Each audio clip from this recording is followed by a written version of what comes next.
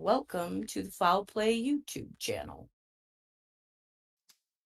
Greetings, everyone. Welcome to Open Mic number 99, almost at 100. Thank you there, Mystic Jinx, for giving us our intro. Today I decided to go back in time and try to chip away a little bit more at the depositions, which, we kind of done several, but they've kind of been in a broken kind of aspect. We jumped around quite a bit. So several months ago, I started trying to get back into more of a even as they were. And, in reality, I had a conversation with Big Jeff and I kind of screwed him up. Ha ha ha. Yeah, and we see you. I kind of screwed them up when we started. They're slightly out of order, starting with Amy Lehman and Deb Strauss. It really was Deb Strauss that really testified first. It's not a huge deal, but I didn't look at the time that's stamped on the actual deposition. I didn't pay attention to it, but we'll get back on track, and they will be in order as they testified. Try to build that, consecutive history, as it were, in the questioning that, Glenn and Kelly did. And with that said, looking at what Glenn and Kelly were trying to do was elicit information about Gregory Allen. When these people knew about him, what they knew, who they told, everything that they could potentially get. And of course, I can't fail to mention also that around this exact time, maybe not to the day, but it's really close, the judge in Hennepin County signed a warrant to get DNA sample from Gregory Allen in the 1991 attack and assault of that woman there. He really messed her up. And of course, we know the story about it, and I'm sure we'll talk more about that later. Anyway, I see we've got some more that's joined us here. Let me get flipped over here. Let me see here. Well, first, let's say hello to everyone right quick and introduce and get to everyone in the live chat and say hello, not be rude. Dr. Silkman, thanks for coming. Welcome, panel, and welcome everyone in chat. Just having my morning coffee. It's great to be here. Thank you. Absolutely. Hey, and I saw Alice just popped in here. How's it going, Alice? Hello. I bloody forgot we were going half an hour early. I just noticed the clock there and I'm like 10 minutes. I'm like, oh God, we're on in 20 minutes. Picked up my phone and was like, oh God, no, we're on now. You see what Jinx has got up on camera? You're gonna lose. I know, stir the pot. So hello everyone on panel. Lovely to see you. Lovely to see you with us, Big Jeff. And hi to everyone in chat. Great to have you with us. Yeah, Big Jeff. I don't think he's back yet. He had to step away. So when he gets back here in a few minutes, he can have a few words. I think he actually might have something he wants me to show about the lawyers, because he and I have had a lot of discussions about these depositions. Some really, really good discussions. And anyway, and Cherie, hey, thanks for coming. Hi everyone, welcome to Open Mic. And the non-stir pot stirrer, non-troublemaking Mystic Jinx. Hello, everybody. Colburn's gonna lose. He is. I'm sure he is, Mystic Jinx. Jack 61, get your hand on that mute button. Get your hand on that mute button. That's fine. I'll behave, I promise. And of course, Sunshine Christina, thanks for coming. Hi everyone. Sorry I was a few minutes late. I'm excited. I can't miss Deb Strauss. She's my Nemesis. In this case she's one of many, but yep, she's up there. Absolutely. Mine too. And that's the reason I messaged you. I figured you wanted to be a part of, talking about Deb Strauss. I'm going to be straight with everyone. I doubt that we can finish this tonight. It's 150 pages. So if you figure, what? Yeah, it's 150 pages. Her part 2 is long. No, not that. We're not going to finish. Oh my Come God! on, Yeah. Jeff. Well, unless we read really quick and get through the discussion, which I doubt, it always leads up into other things, and that's good. In That's other good. words, yeah. In other words, Christina, don't discuss. No. I mean, it's fine. But yeah, it's good to get these things out there and keep saying them. I know a lot of it's repeating, and some of it's not. We come up with new ideas and new things. We see things differently now than we did a year ago, even and far differently than say 4 years ago. So it's a good thing. So yeah, we'll try to get as far as we can, but if we don't finish it, hey, we don't finish it. I thought about the next open mic is number 100, and thought about maybe doing something a little bit special, not necessarily coming back straight if we don't finish this, or going straight to the next deposition, because there is a new Colburn document that I haven't put out there. I'm sure it's probably out there in the world, but I'm actually surprised that it hasn't been that it wasn't filed sooner. It's not a huge deal, but it's document 299, so that's something else that it's like a 4-page document, no big deal. But that's another one we need to talk about at some point. So with that said, me rambling on here. Let's say hello to everyone in chat. So give me. Well, it's backwards. You got to mirror it, but yeah, he's gonna lose. We know that. We're for sure. Let me get over here to the live chat. Pull this up here.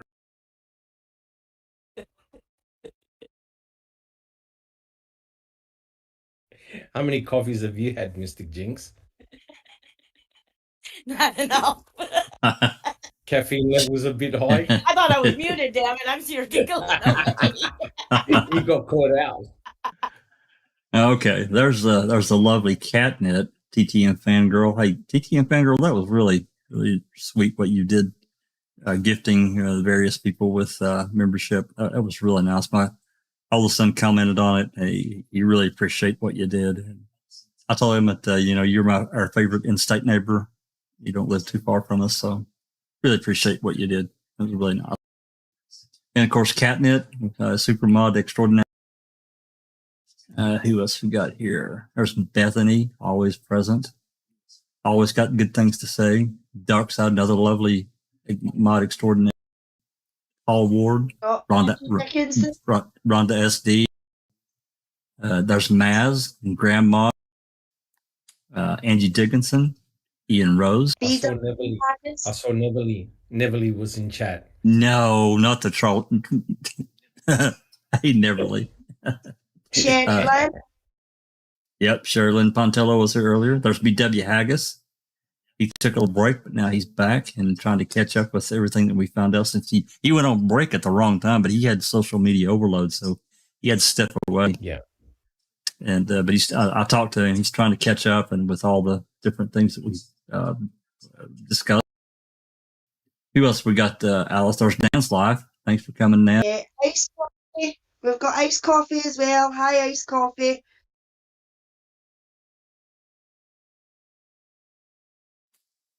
Yeah, I'm scrolling up.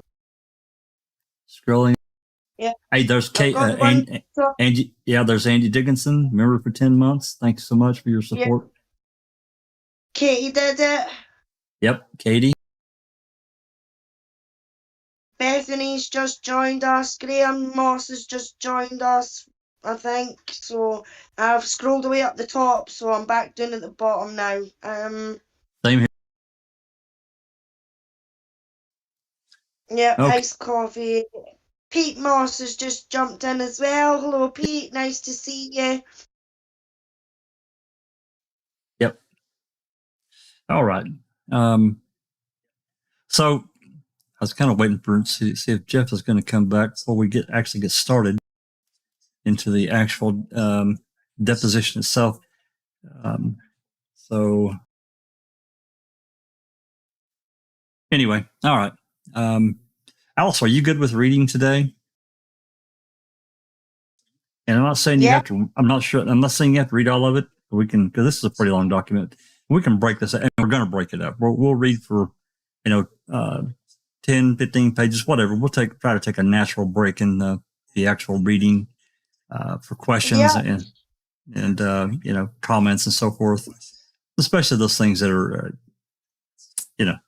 of interest. So okay, let me turn my camera off. I can help too if you need it at some point. Well, actually, I was going to ask if you two wanted to start. Okay. Yeah. Got that back over there. Please excuse me. I work off one screen, so it's a little slower for me. I need a couple of file play 24-inch monitors. I'm kidding.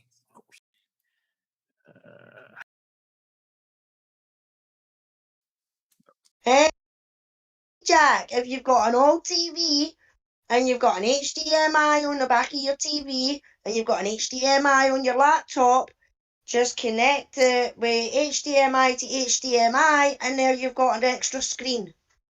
Well, I've got my regular TV here in my room, and if I could get a cord long enough, I could do that, and it probably would work out pretty well. It's pretty large, and that might work. But yeah, I mean, for most of the Jack 61, what you need is another iPad. Doc, if I could work that concurrently with my computer, I would do it. I'm telling you, I would. I really like my iPad. Yeah. Okay. All right, that's going to pop in there now. So, as I said, this is Deb Strauss Part 2. And hers was the first thing in that morning. I think there's one more that day, which I believe is Jennifer Nashhold, which will obviously come at a later time. And we'll take a look at the lawyers here before we start reading, because I know this is of interest. Of course, Glenn and Kelly on behalf of Steve.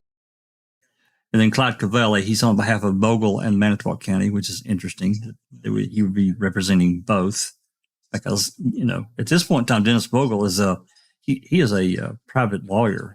He went to work at a private firm long years prior. Timothy Bascom on behalf of Manitowoc County, so that's two lawyers they got. Then Raymond Pollan, that's another one. He's representing on behalf of Sork, and another one from Manitowoc County, so that's three they've got.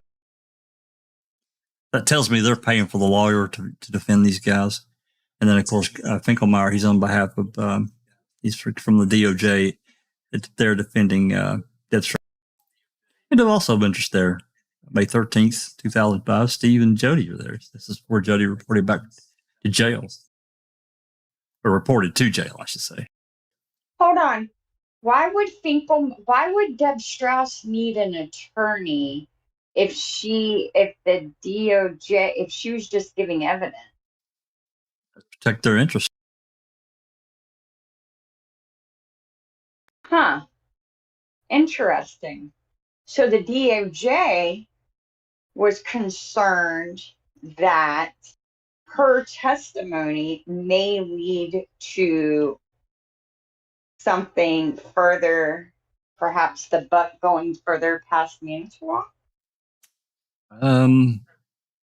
It's hard to say, Finkelmeyer, he objects, you read him, he objects off and on throughout the various depositions. So I think he was sent there by, probably had his marching orders from whoever his superiors were, which probably came down the pike from Peg and the rest at the top of the DOJ there, or the AAG's office, and, told them to mind the P's and Q's. It's hard to say. So, okay. All right, let's get started here. Cherie, if you would read Mr. Kelly, you're a lawyer, so you might as well read the lawyer's part. And Alice, you can be Deb. Great. I knew you'd like that. So you guys start whenever you feel like it. And Well, like I said, we'll break every 10, 15, whatever, some kind of natural break. We'll stop and discuss.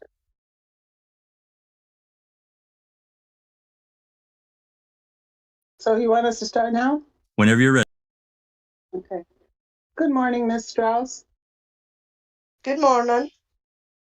I'm going to direct your attention to page 5543 of Exhibit 15, which we identified yesterday as your criminal investigatory reports in the Stephen Avery matter. Okay. This is an investigatory report about your meeting with Manitowoc County Sheriff Kenneth Peterson. Is that right? Yes. All right. Did Sheriff Peterson express a concern to you that the Department of Justice not reinvestigate the original investigation concerning the assault on Penny Berenson? No. If you'd look at the first paragraph, did you make a statement to him about the fact that you were going to assure him that the Attorney General's office was not going to reinvestigate the crime? Yes. What caused you to make that statement? I had went there as a courtesy to just say our agency has been asked to review the investigation. But as part of it, I just wanted to make it clear to him, that we were not reinvestigating the crime. What was it that gave you the understanding that you were not reinvestigating the crime? That was from the previous meetings that we had prior to initiating the investigation. And who's the we when you talk about the previous meetings? It would have been myself and Amy, and I would say probably the discussions we had with the Assistant Attorneys Generals. And would that include Mr. Fallon? Yes, but am I recalling a specific meeting? I know he was at some of the meetings. Can I recall specifically being at the one where we were assigned our task? I don't know. Who gave you to understand that you were not to reinvestigate the crime? Again, I'm thinking it was probably at a group meeting we had where we said, okay, that is what we are going to do. We are going to investigate, and I don't even know if investigate is the right word as much as it may be review. And what happened as the investigation and the prosecution, but not the crime.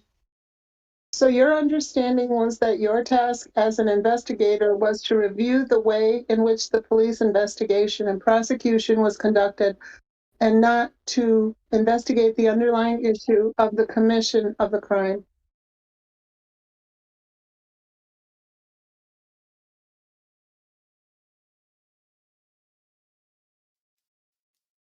Do we lose off? I could still see her on on the screen.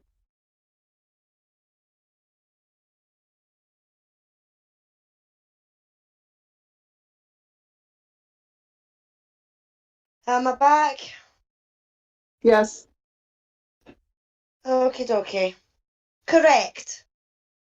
And that came out of meetings that you had with the attorneys from the Department of Justice and your colleague, Amy Lehman? Correct. And I believe just a moment ago you referred to it as a review rather than an investigation? I believe so, yes.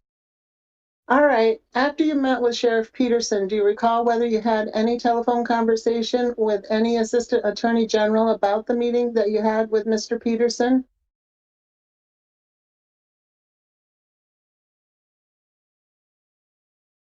Oh, I don't recall. All right. On page 5544, the second to last paragraph refers to a final set of documents. Do you see that? Yes, I do. What's your understanding of a master lookup file? I'm not sure what that was. I'm not sure what that was, but what I'm assuming is whatever the document was may have been titled master lookup file. Well, either you know what it is or you don't.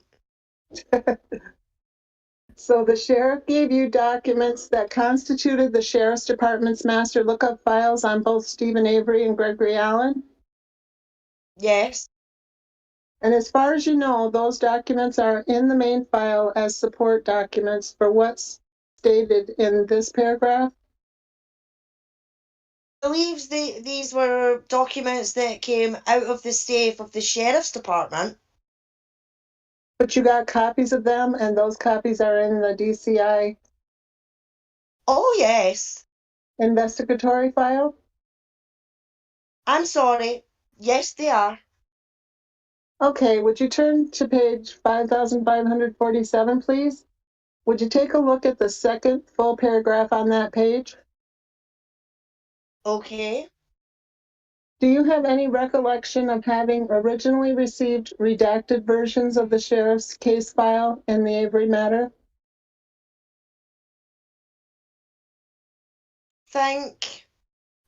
I believe we got our records from Cooperation Council.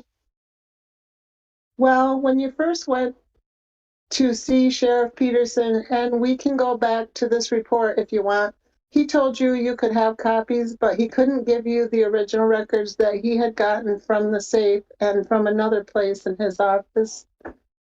Okay. Is that correct? Is that how you remember it? I remember meeting with him and asking for the copies of the documents in the safe. I guess I don't recall exactly what I got from him. Well, I'll tell you what, I'll just ask you the question. If you remember it, fine. If you don't, that's fine. After you met with the sheriff, did you then receive from Corporation Counsel's office a copy of the sheriff's file, but there were redactions in that copy? And then you and Miss Lehman said, no, we've got to have copies that aren't redacted. And then the Corporation Counsel provided those to you? I remember receiving the documents from the Cooperation Council. Do you remember receiving first a set that had redactions in them? No, I don't. Okay, would you turn to page 5549, please? Okay. And if you direct your attention to item number 6 on the first page, Yes. just take a moment to look at that. These were records provided to you by Deputy Chief Tom Bergner of the Manitowoc City Police Department concerning Gregory Allen. Is that right? That's correct. Did you make any request of Mr. Bergner for any other documents in the possession of the City of Manitowoc Police Department bearing upon the Stephen Avery case? No, we did not. Okay, I'd like you to turn to page 5551, please. Okay. And if you would, tell me what this report is in general, and take whatever time you want to refresh yourself by looking at that report. It appears as if I had went and spoke with Inspector Herman, attempting to obtain all of the booking photographs the Sheriff's Department had of Mr. Allen. And what you got from him was a 1987 booking photo and an explanation for why the 1984 booking photo was missing. Yes. Would you tell me your best recollection, based on your review of the report, about what Inspector Herman told you? That the way their booking process goes, they no longer had the 84 photo available, and that photo had been replaced by the 1987 photo. And that was their procedure. When a later photograph came in, they removed the prior photo? Correct. Did he tell you whether there were any other prior booking photos concerning Gregory Allen than the 1984 booking photo? No, he did not. Do you think it would be fair to infer then that in 1985, when Stephen Avery was arrested for the assault on Penny Berenson, that the photo that was in the sheriff's booking photos was the 1984 photo, not the 1987 photo?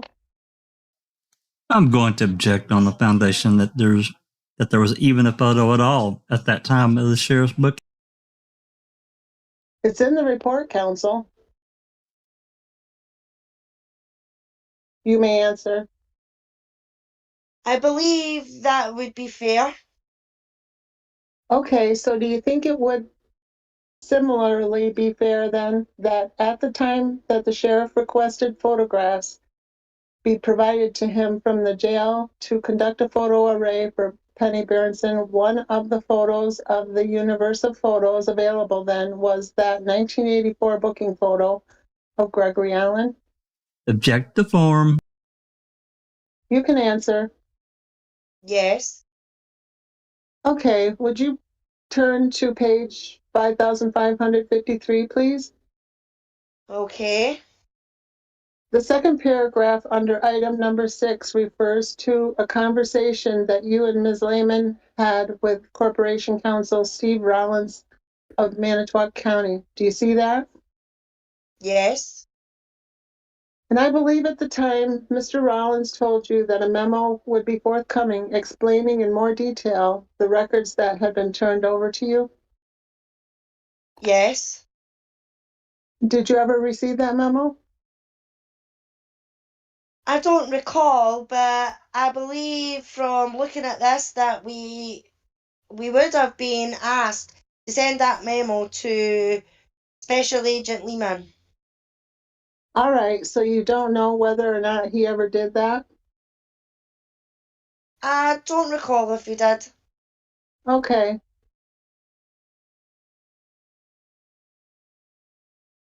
I'm sure at that time I would have known.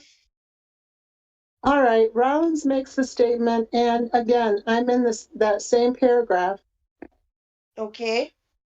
that a couple of the documents toward the end of the group were not from the Avery file, but from information gathered on Gregory Allen. Do you see that? Yes, I do. Do you know where Rollins gathered the information on Gregory Allen to provide it? Nope, I do not. All right, and then it goes on and says, Lehman will provide a supplemental report when the memo is received from Rollins. Do you see that? Yes, I do. If there is no such supplemental report, would it be fair to assume that Rollins didn't provide the memo? Yes, it would. Let's pause right here at line 4, because before we get too far away from it, I want to talk about that photo, that booking photo, because I think it's important. I don't know how. I think probably Sunshine Christine probably knows where my head's is, at least to some degree. And as to why that booking photo, that 1984 booking photo is key, and now it's gone. Here's the thing. When all that took place in 1985 with Penny Berenson, and they pulled that, or they potentially pulled that photo of Gregory Allen, and of a potential suspect. Wouldn't it be? I mean, to me, that booking photo, if she was shown an array of photos, I don't know how the process works, but to me, that array would have went into a file of what she was shown at the time. That's just me thinking out loud. And the potential for her to have identified Gregory Allen. But clearly that photo is gone. And I don't know. I guess I'm jaded, but I don't want to be, but I am, that they pulled that photo out for a reason. Jack 61, you're spot on. 100% spot on. And this is actually, I know Sunshine Christine will talk about it in a second, but this actually shows a very, very clever motive right from the get-go, because the attack on Penny occurred in 1985, right? Now, as I remember, there was no photo of Gregory Allen included in the photo array, right? And Gregory Allen wasn't called up in any lineup that Penny Bernstein can see. Now, if you think about it, your face, your hair can totally change from 1984 to 1987, but not including the 1984 photo, which would have been the closest Gregory Allen would have been to 1985. It means that Penny Bernstein didn't have a chance to recollect her thoughts and say, oh my God, yeah, it's him. So they withdrew that photograph. And you know why? Because it would have been very, very damning for them Absolutely. to realize that what Penny Bernstein was describing was not Stephen Avery, but in actual fact, Gregory Allen. So the best thing to do is to make sure you deep six that photo, which is the closest age of Gregory Allen's picture to the actual assault in 1985.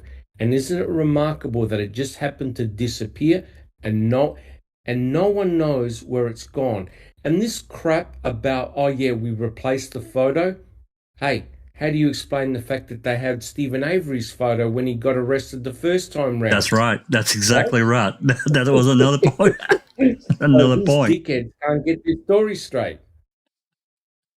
Absolutely. Great point, Doc. And Christina. Well, first off, they're talking about page 5,537. We do not have a 5,000 page DOJ report on their investigation of not the investigation. No. Right? Okay. So I just wanted to make sure that we got that out there. And another thing, I had a thought. What if when Bill Morris, Sandra Morris's husband, was sent to pull the booking photos, what if he pulled it because everyone knew Gregory Allen was a suspect? Well, and maybe. He gave it to Kusurik. Yep. And Kusurik said, hey, make it look enough like him, but make sure that this picture isn't shown. So he gave both photos to Kusurik. Just a thought. Possible. Y'all put me on it. And that's why it's gone, because Kusurik never put it back where it belonged. I was going to say, Sunshine Christina, I think you're 100% correct. Because I remember when I was reading the original documents, Kusurik in his pocket had a whole stack of photographs. That's right, he did. And it could well have been what you said is correct, that in the original stack of photographs, there was Gregory Allen's picture. And I reckon that it's very likely that Kusurik made a conscious decision not to include Gregory Allen's 1984 photo in the photo array. Don't ask me what gives me that hint, but I would say that Kusurik would have looked at the picture and said, oh my God, there's a great similarity here. And it likely Penny Bernstein could pick out that photo instead of picking out Stevens. So it could, I can't prove it, but that makes perfect sense that he actually had Gregory Allen's photo in his pocket, but chose not to pull it out. I don't disagree. And if I'm remembering correctly, he said he had like 20 or 30 photographs, but I could be misremembering that. But I think that's right. Anyway, with that said, I'd like to welcome Big Jeff to the open mic. I don't think he's ever been on one. If he has, it's been a while. So, hey there, Big Jeff.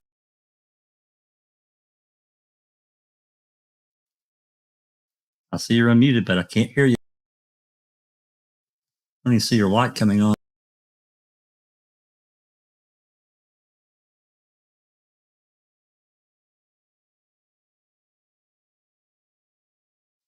No, can't hear anything. I can't See, you're unmuted, but nothing's happening. I don't know what's going on. It's so strange. Go out and come back in. Try that. Yeah, you may need to completely restart Discord. I mean, not just exit. I mean, not just close the screen up, but completely exit and then come back. It's so strange. Oh, you know what? You might need to go to the gear and go down to the voice and video input and make sure your headset or microphone is selected. Because sometimes I've seen it happen. It'll go to a default, which has nothing to do with what you're talking through. So the other comment I was going to make is that have a look at the date of that photograph of Gregory Allen, 1984. So it's current, right? Yep. So one would have expected the jailer to have picked out photographs very, very close to that age, you know, when the assault happened in 1985. So don't give me that crap that of all the potential suspects they could have pulled out, they happened to forget not to include Gregory Allen.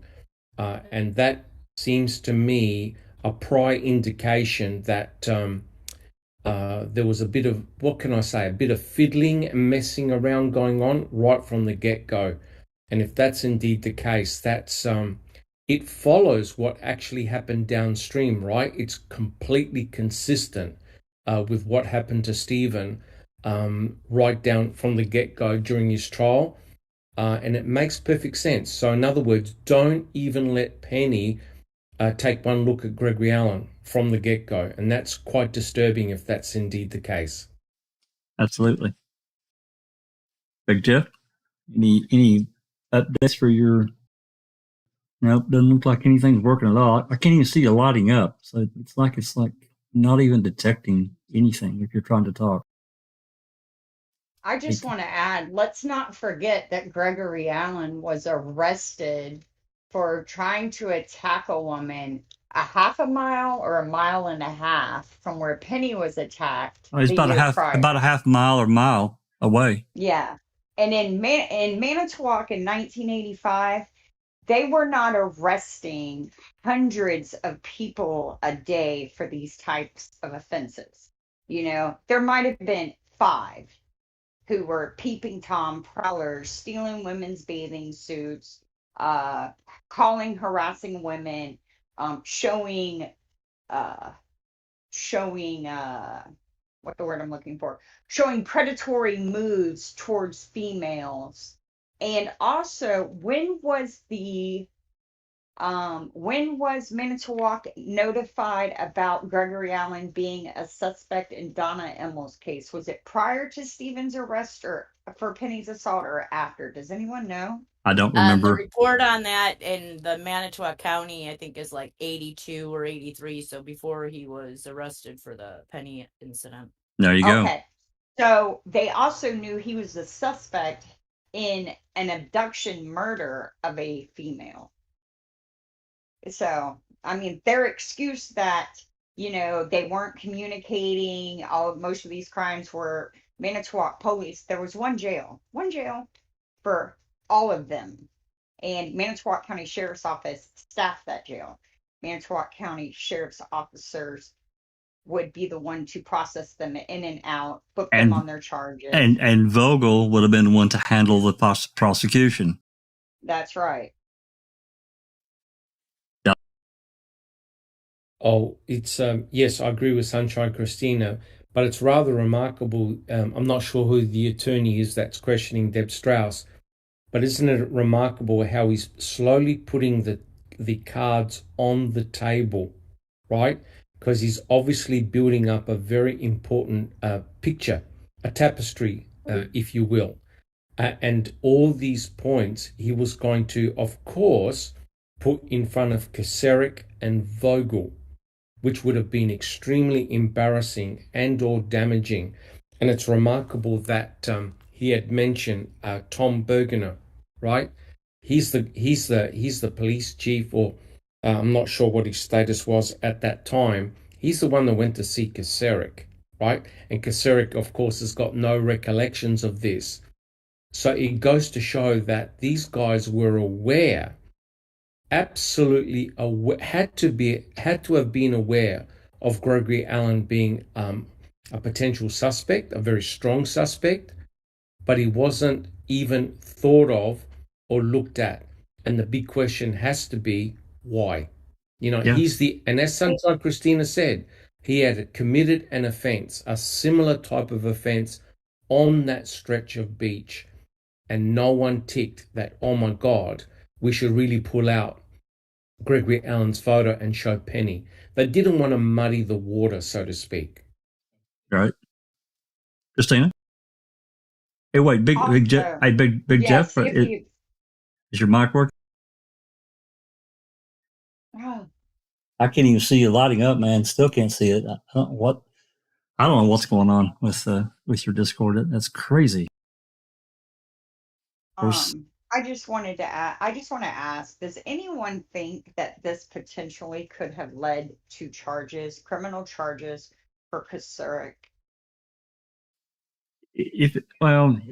I guess potentially, if they would have done the right thing, found the serious malfeasance that we see, I think it's very, very possible. And Vogel. I mean, yeah. they let this guy go, and look what he did. We find out freaking years and years later.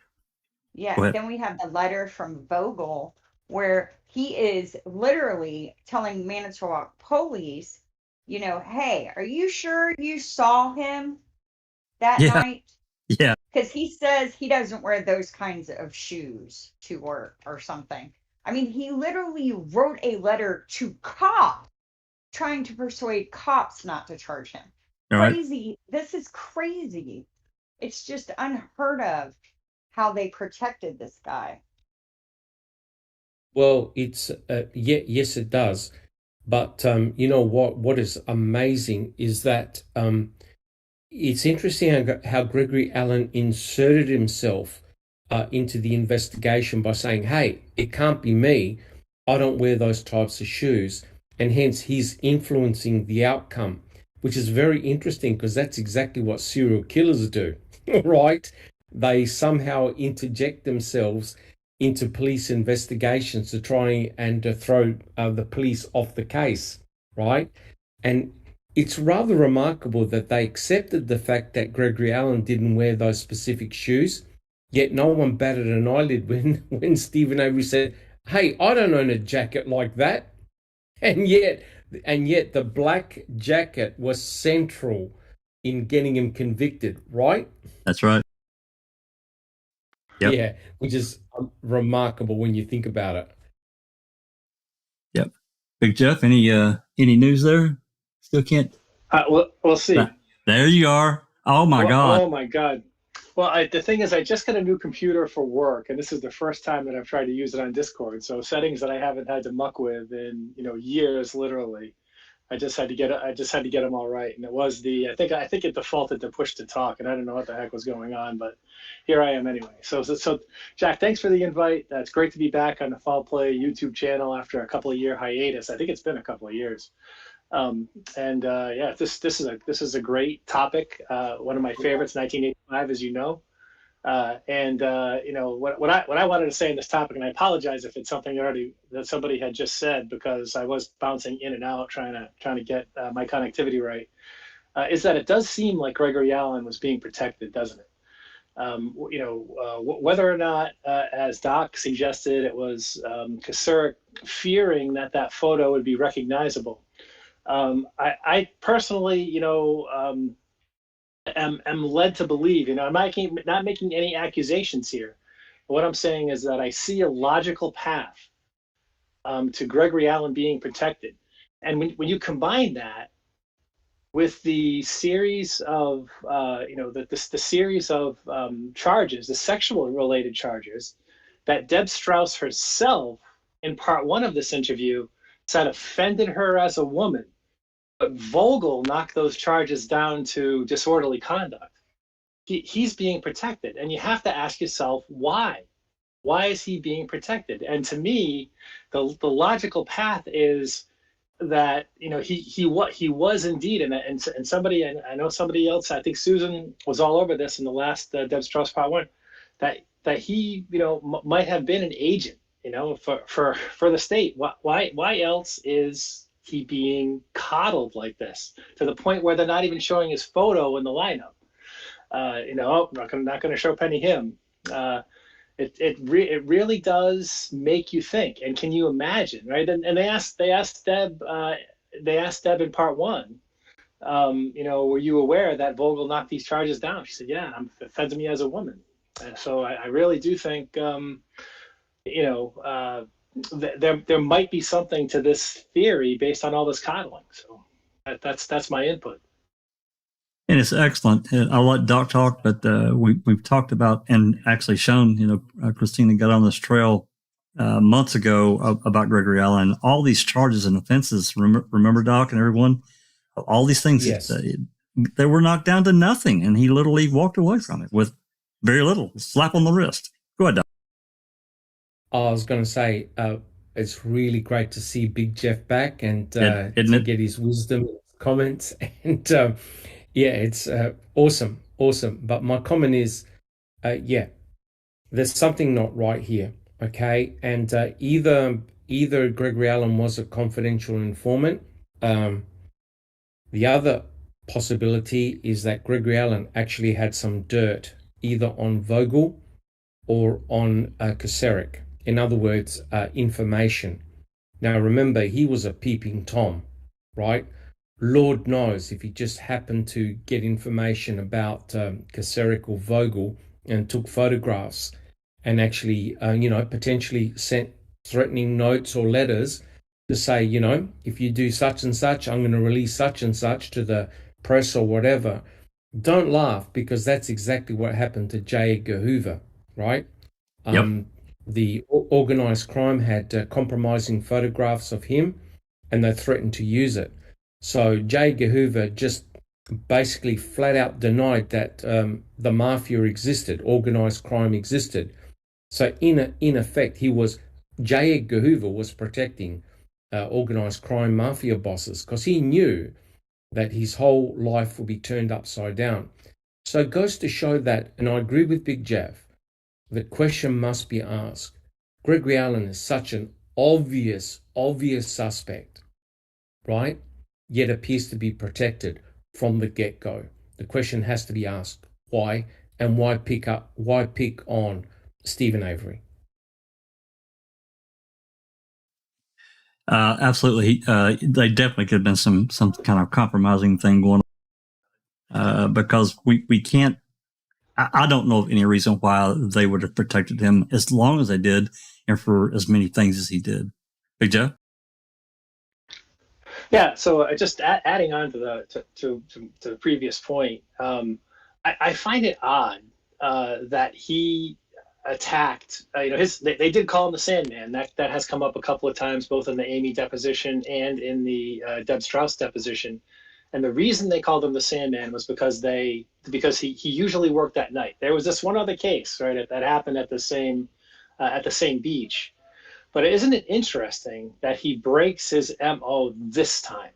And what's the result of it happening this time? To me, again, it's kind of telling that he broke his MO. He changed the way that he liked to do things in his, wacky sexual offender world, for this one case. And why would he do that? Exactly.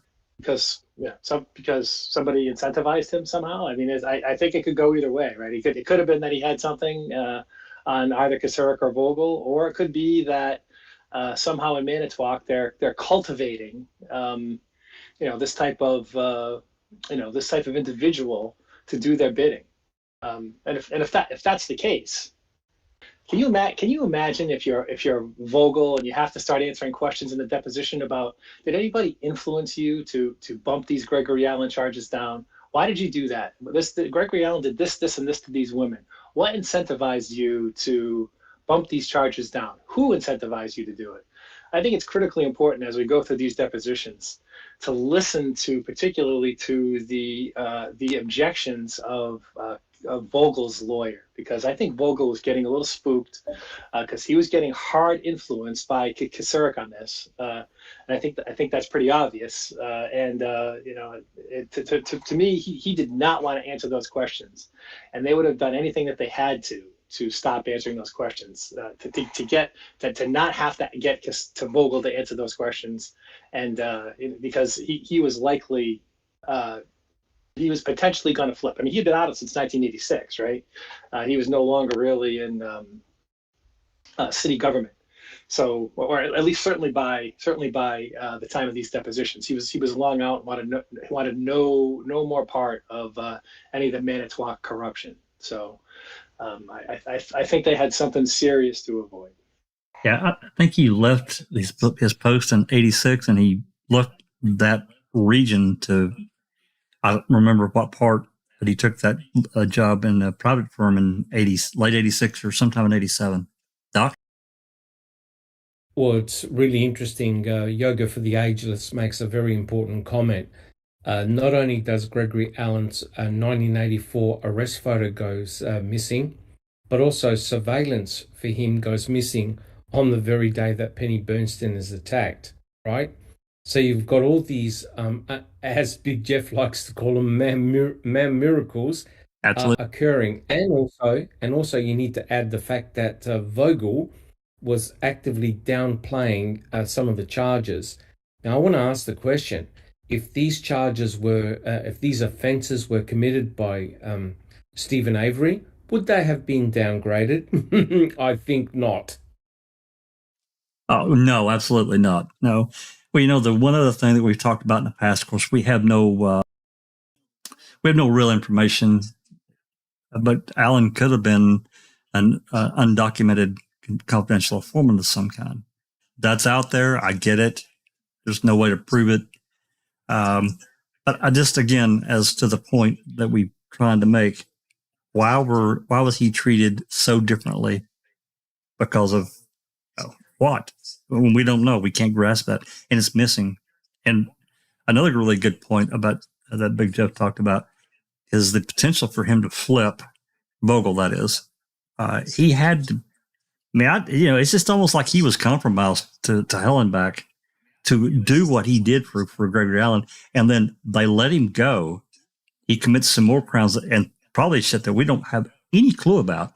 And then in '91, he's traveling back and forth to Minnesota. He's going to other states as well, but then he commits that crime in '91 on that lady, assaults her, beats the hell out of her, and that rolls right back to them guys. I don't care how you line this up. That comes right back to their doorstep. And the media was, they kept their hands around all that. It's not reported. Even to this day, there's really nothing about this cold case that gets solved. It's crazy. It really is. Correct. Gregory Allen is a very, very serial sexual predator. Yes. Right? And potentially also capable of killing.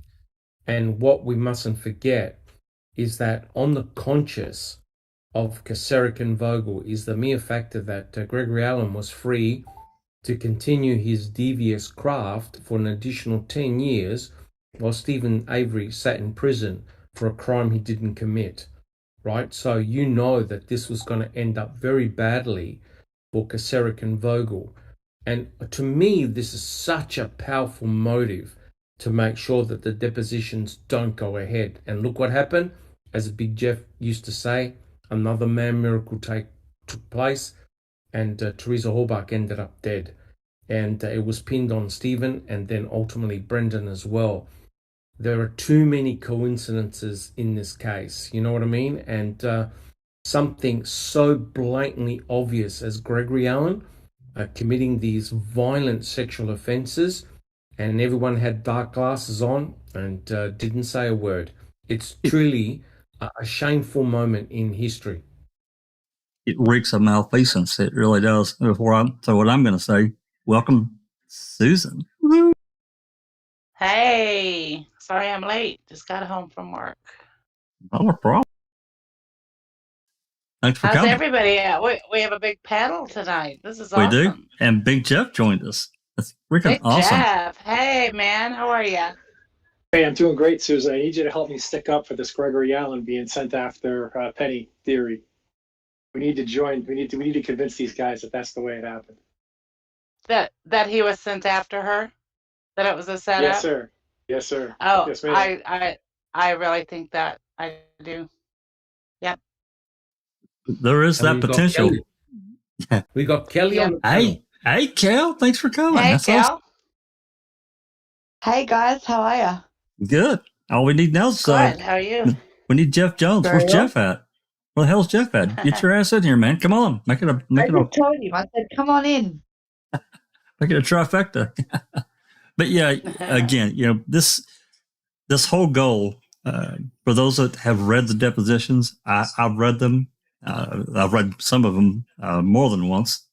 But the goal of Glenn and Kelly, again, is to extract exactly the shit that we're talking about right now of who knew what and when, and how that information was used, basically, or not used. And Stephen Avery was put in the front of this 18-wheeler coming down the road for the Bernstein stuff that he shouldn't have been. That brings up another point about this whole surveillance thing in 1985. They suddenly get called away on that particular day, and he's let loose to do whatever to Penny. That's weird. I'm just telling you that's strange. There are no coincidences like that. Come on. Yeah, I tend to agree with you. I'm really loath about these coincidental things that seem to happen just at the just so time that implicates Stephen and not someone else. I agree. I have to. Maybe I'm too jaded. I don't know. I try not to be. I try to hold that unbiased line to say, okay, maybe they were. Maybe they had an emergency of some kind, and they were the closest, and they had to go. Right? Don't know what that was because they didn't provide it. They haven't told us. No one said what that emergency was. So, anyway. There wasn't one. Well. Or it was made up, or, yeah. That's what I think. IMO, in my opinion. I agree with you, Susan. All right. Anybody ever? Oh, sorry. No, go ahead. Okay, go ahead. Has anybody ever tried to get that to see what happened that got them called away? The cops that were watching him. I've never officially requested that record. What I have done is I haven't sent it yet because I'm probably going to do a little more rewording. Wrote up a request to KZ for the exhibits that were used that we're reading all about. There's dozens of exhibits that we don't have, and it would fill in so many blanks if we did. I'm going to send it. She probably will deny it, but I'm going to ask anyway. Christina? Who's questioning Deb Strauss? Is it Finley or is it Glenn Kelly? I believe it's Actually, Kelly. let me rephrase that. Is Finley still on the case? Is that his name? Isn't that his name? Keith Finley? No. It's Glenn and you talking about the two lawyers? Glenn and Kelly. Yeah, Glenn and Kelly. All right. Daggone it, my husband.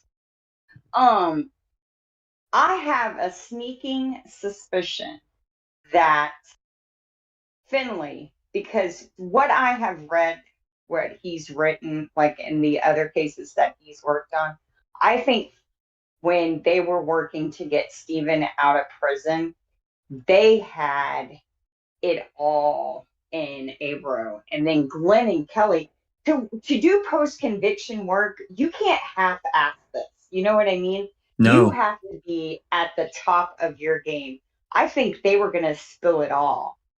And I think Manitowoc County and Wisconsin DOJ were terrified, especially with Gregory Allen's yet unreported DNA match to yet another assault. That would have just been the match that lit the dynamite. Yeah, well, it's possible, but I definitely think that Glenn and Kelly, with what they had armed going into these depositions, I think they had enough dynamite in their hands going forward. And as we know, this moves all the way into October, these depositions. Of course, they're kind of scattered out over 5 or 6 months, whatever. What happens? Avery gets arrested for the gun possession charge, which they knew those guns were in that trailer months prior. But all of a sudden, boom, they had to arrest him and haul his ass in. Of course, Teresa had gone missing and all that stuff by that point. But it doesn't matter. They were going to stop these depositions because they were deadly to me. They were deadly to them.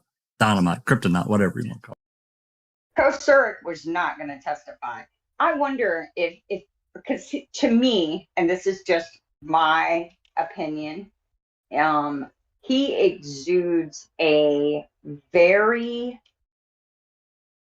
under the surface, a very volatile, cold and cruel personality if you cross him. We have the comment made by what's his name? Starts with a G, I think. The guy that passed away right before Avery's trial. I just talking about the pencil. Yeah, the pencil. I just have this feeling that they were afraid of what Kosurik was going to do, what he was going to say. And I think that they arrested Stephen and they finagled the bone thing just because they could not risk what may have happened. I mean, for all they knew, and this is just hypothetical, Kosurik was going to go over there and shoot up Stephen's house, maybe. I mean, I think they were just really, they knew they had to stop it. If he got up there and testified, it was over for all of them. If he gave his deposition. Kosurik would have just said, I don't recall, to just about everything, in my opinion. I believe he certainly would have tried that. I think if he had been forced, because he tried to finagle out of it anyway. If you guys remember some of these civil procedures, they wanted to limit. What did he do? I don't. Well, they wanted to limit. Yeah, it's we've got the documents. They wanted to limit the scope of his testimony because of, he was sheriff, and so that's supposed to be protected. And the judge basically said, well, no, it's really not, because this is in, I'm not going to think of the right word, but this isn't going on with his job and his job performance. So no, Who was the judge in that case anymore at that time? No, I'm sorry. Who was the judge in that case, Jeff? I'd have to look. I can't remember. Suit? Yeah, I can't remember her name. Federal judge. I don't remember her name. Well, remember, it was Greasebox's brother first, and then he had to resign for conflict of interest. Yeah, he had to recuse. Yeah. So. And Kosurik just reminds me of these small-minded Southern sheriffs who had too much power for too many years. And I don't know if y'all looked into like the Crosley Green case, which is down here. He's an innocent guy who actually could go back to prison thanks to this latest SCOTUS ruling. They I recognize his name. Yeah, he spent 30 years in prison. I'm not even going to explain it. It's an interesting case, but it's horrific. These men, for many, many years, basically ruled like kings over these small counties. They pointed their finger, everybody jumped. They brought in a lot of money, because you got to remember now, when Kosurik became sheriff, they were averaging, I want to say, 27 inmates in the jail. They had a small little jail. Then somebody out of the blue shot up the jail. They never caught him. He was able to get funding, and they do $1 million expansion. And within his first year, I want to say they were averaging 100 inmates a month. So he quadrupled, what's that, 5 times, whatever 5 times is. Quintuple. quintupled the revenue, right, for into the town. He just opened up the doors to a new line of revenue for anyone working in the government sector in that area. And I don't think he had. Those jail beds won't fill themselves. You know, they got to help. No, they won't. And I don't think, honestly, I don't think he had the brains to figure it out. So who was giving him these ideas? You know, it's just. Oh, I think they were his own. I think he's an evil man that. And I think all about power. I think Gene Couché was the most intelligent one of the group, and no doubt they sat around and had their conversations. And I'm telling you, that guy was smart. I think he did a lot of bad shit, but that guy was intelligent. There's no doubt about it. And then we haven't really discussed one last thing, and I'll hush until we get started again. We haven't really discussed the fact that Fallon was an integral part of the review of Stephen's 85 case. Oh, right? Absolutely. And yet he somehow is allowed to participate in the 2005 investigation. That's right. That is so just, it can, man, something stinks. I think there's no other. Yeah. That's what I was going to say. Hey, Jeff Jones has joined us. Hey, Jeff, what's going on, man? Hey, just to let you guys know, there's no pineapples on the pizza. It's mushroom black olives today. That's good. I was working on, yeah. I just wanted to pipe up a little bit about what Christina was saying about, you know, I saw this documentary about one of these serial killers down south. His name, I can find it in a second. And law enforcement was basically, he just kept confessing to more crimes, so he didn't have to go and sit on trial because he was still collecting. And so they're like, oh, he killed 300 people. Oh, now it's 600 people. Oh, that's Texas Rangers. So jealous. What was the name of that documentary? They just kept going with it. And I think that kind of leads into what Christina was saying about the corruption. And I think it's some way it's a little bit of greed where they just want to close all these cases and they want to be known as the one who got the confession. And so they're overzealous for it. And I think we see that a lot, but hopefully things are changing. But yeah, great to be here, guys. Great discussion. Hey, thanks for coming. Sheree? Yeah, both of y'all. I don't think I've ever been on a panel with both of you. I'm honored. And don't forget my middle name's Jefferson. 3 Jeff. Yeah, no doubt. Sheree, did you have something you want to contribute? I was just going to say that movie, I think it was Confession Killer, and Henry Lee Lucas. That's it. Henry Lee Lucas, yeah. Henry Lee Lucas, that's right. They kept bringing him cigarettes and milkshakes and cheeseburgers, and the more that he just kept feeding him, and he just kept admitting to shit that he didn't do. John Walsh's son, I think he confessed to that too. The guy who does America's Most Wanted, I think Henry Lee Lucas, they got him to confess to that. Hey, Big Jeff, I've got before we get started back reading, I've got that screenshot you sent me. Did you want to talk about the lawyers before we get moving again? I can put that up. Well, I think it's a good one to have in our hip pocket because there are some questions, and there's certainly some in the Amy Lehman deposition. So I think put it up, take a screenshot of it, and you know how you always say you can't tell the players without a program, right? So who's Cavelli? Are you playing Cavelli today, Jack? I was just filling in for any of the lawyers that spoke up, since we didn't really have too many at the beginning. So I was just going to speak for all the side lawyers. Yeah, it's on the screen now. So I think it's important to understand who is whose lawyer, and why are they asking these questions. And I'm going to have to read ahead in the Deb to see if Cavelli starts chiming in.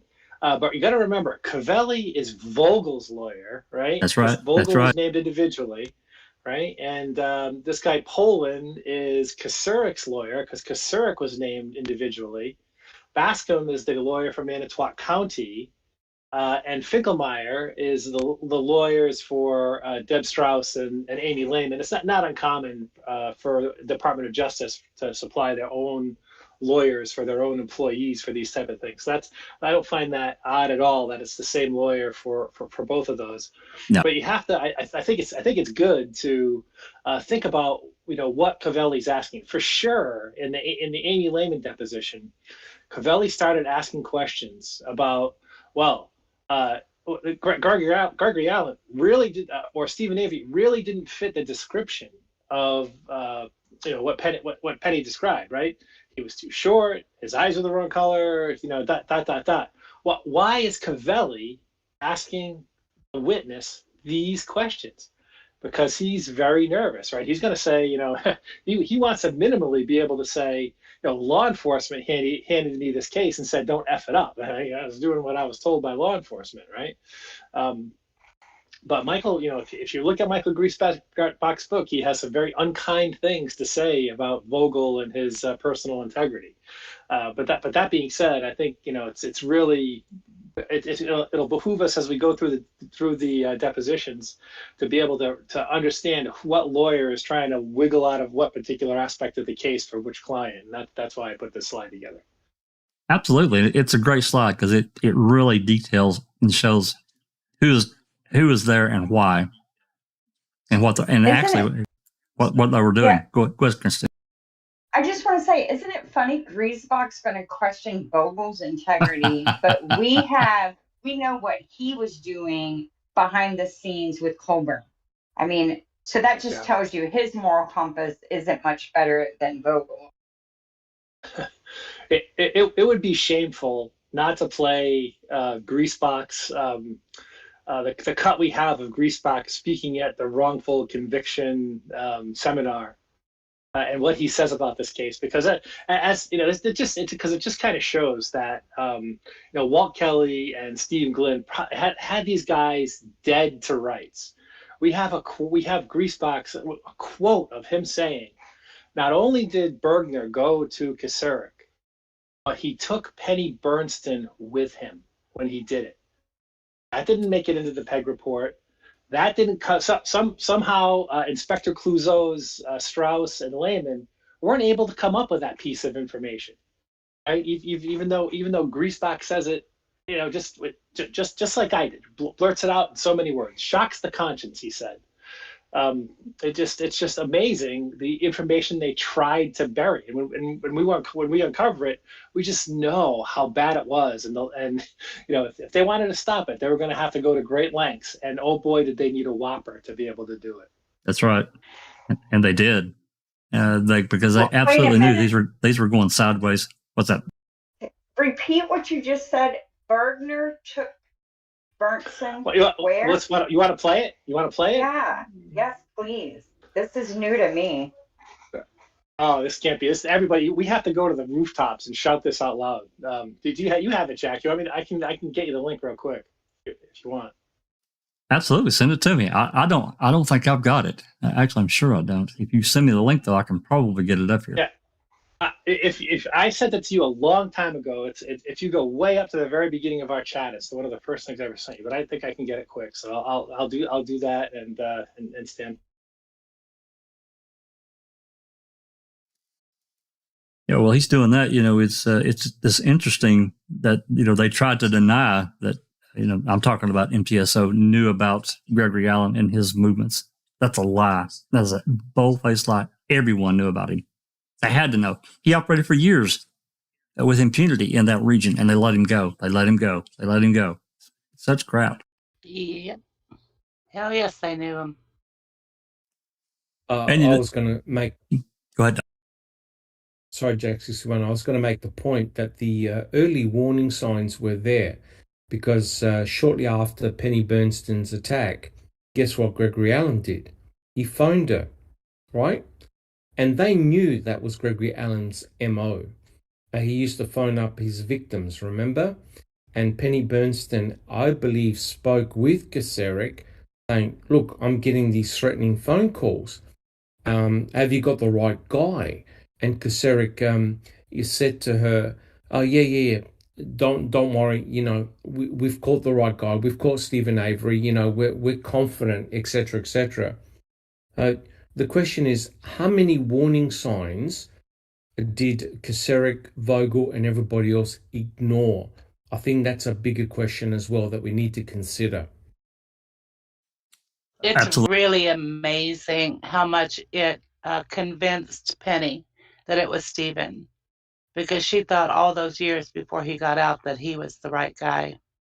And even after getting those phone calls, it's just amazing.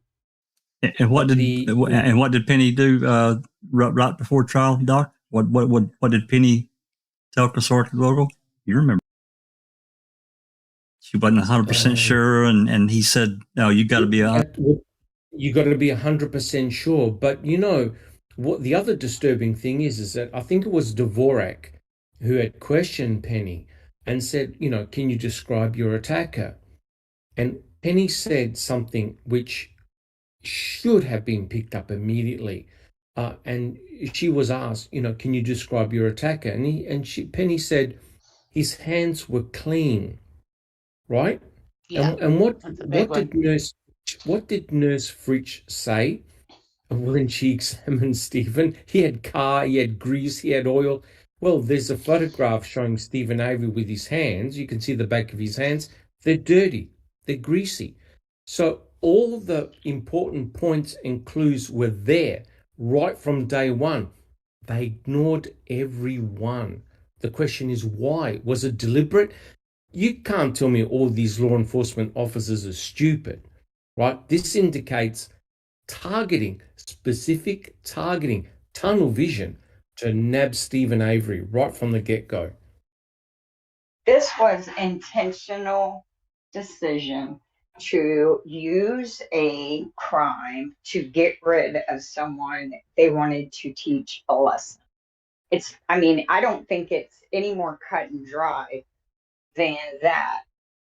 And I think that's what everyone was afraid of, was that it was going to be exposed as such. Then they have the phone call, which, I'm kind of adding more to the conversation. They had all of these pieces of evidence that not only they had intentionally framed an innocent guy because they were mad at him because he ran a cop's wife off the road. Never mind the fact that she was his cousin, she was a drunk, and she was spreading these malicious rumors about him. Then you have, let's not forget, old what's her last name? Dvorak, who created a police report trying to make Stephen look like a suspect in a 12-year-old abduction to sell him as a sexual deviant. Their goose was beyond cooked. It was burnt. So, what you said is fantastic. So this is remarkable. You have a person like Gregory Allen who has all the hallmarks of a sexual predator. No doubt. All the clues are there. All the evidence is there. And yet, law enforcement are trying to turn Stephen Avery into Gregory Allen. Think about it. They're trying to turn their mistake to their advantage. They're trying to say that Stephen Avery is your sexual predator and hence he's capable of murdering Teresa Halbach, right? For sexual means.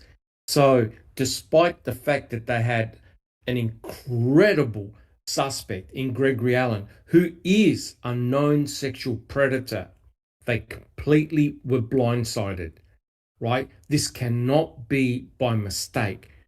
As Sunshine Christina said, this is deliberate. And so deeper questions have to be asked. How on earth could they let Gregory Allen slip through the net, right? And yet so quickly arrested Stephen Avery on the very night that Penny Bernstein was attacked. I've never seen law enforcement act so quick and so fast. And they can't use the excuse, he was a dangerous, violent predator. We wanted him off the streets before he hurt someone else. Because it's obvious they knew it was Gregory Allen, and they chose to let Gregory Allen not get charged for Penny's assault. But then they didn't frame him to get his dangerous self off the streets. So you know what I mean? They had no defense for their behavior. You got to That's one of ask. the big reasons. That's one of the big reasons why I think that Vogel used Gregory Allen and set Stephen up, because I'm with they you, didn't Susan. then go after him. I don't know whether it was Vogel or Kosurik that did it. I mean, I would lean, logically, I'd lean towards Kosurik, where Kosurik would have put pressure on Vogel to drop those charges, because I got other uses for him. That's the way that I think is more logical to me. Oh, I think those two were probably in cahoots for many years. All right, I've got this. Yeah, I'm sorry. Go ahead. I was just gonna say, I think it's Kosurik is the Dawn. Well, you got to. We've talked about all this. We have to ask, how were they compromised so badly with this guy? What was it? We don't know. Yeah. What was it? Big Jeff mentioned something. I have a question. Go ahead, Jinx. If Vogel and Kosurik were in such cahoots, do you think Vogel wanted to be in cahoots? Because he left shortly after. Hell no. Avery was wrongfully convicted. Hell no. Why didn't he stay for his job then? He had it made there. Well, let's remember now, Vogel's family has deep marital He became a defense attorney, didn't he? What's interesting is he became a defense attorney. Some kind of civil, or I don't remember, but yeah, it's in the private sector, some kind of defense. Yeah. Yeah. Well, Kosurik probably had something over his head where he didn't have a choice.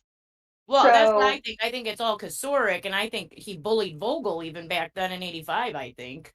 That's very possible. Like, why would Vogel even say to Mike Greasebox as Gregory Allen's? Like, he knew there was something there, too, that he mentioned it to Mike Greasebox. So it was like almost like he, too, wanted it to be out in the open.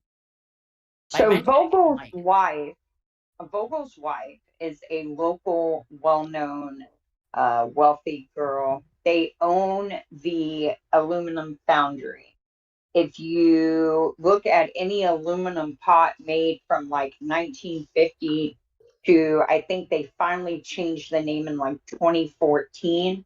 There's a stamp on it. Mira? Yes, Mirror. Maybe? Thank you. Miro. Mirro. That is Dennis Vogel's wife's family's business. And big time deep pocket. Like, we're talking hundreds of millions of dollars. Now, he married into that. Now, here's some interesting things. One, there's not much info about them online, which money buys privacy. But she's an attorney as well. She lived in Minnesota, which is where Gregory Allen would run. He bounced back and forth from Wisconsin. His mama lived in Minnesota until she passed. And now Big Jeff brought up the fact that Gregory Allen was a peeping Tom, and perhaps, this is hypothetical, a supposition, perhaps he peeped and was able to get blackmail on someone. Now, the rumors from the locals were that Vogel played both sides of the fence, and that Vogel and Ziegelbauer, who was the county exec, whose sister was murdered, interestingly enough, in '83. And I always thought Gregory Allen should have been the number one suspect in that case. There were rumors that Ziegelbauer and Vogel like to play ball. So that's just the rumor now. So perhaps Dave Bagaka said that same thing. Yep, and I didn't hear it from Bagaka. I heard it from someone else. That's all. You mean they were gay? Is that what you're trying to say? Well, no, I'm saying Bob Ziegelbauer is gay. He's been with the same man for many years. He bought a record. They bought a record store or something like that. I don't know the exact details, but they've been business. His husband or whatever is has a business in Manitowoc, but Ziegelbauer and Vogel is had an affair, perhaps, and maybe Gregory Okay, Allen. that is what you were saying. Okay. And from what the rumor mill says, it was a long running affair. So, and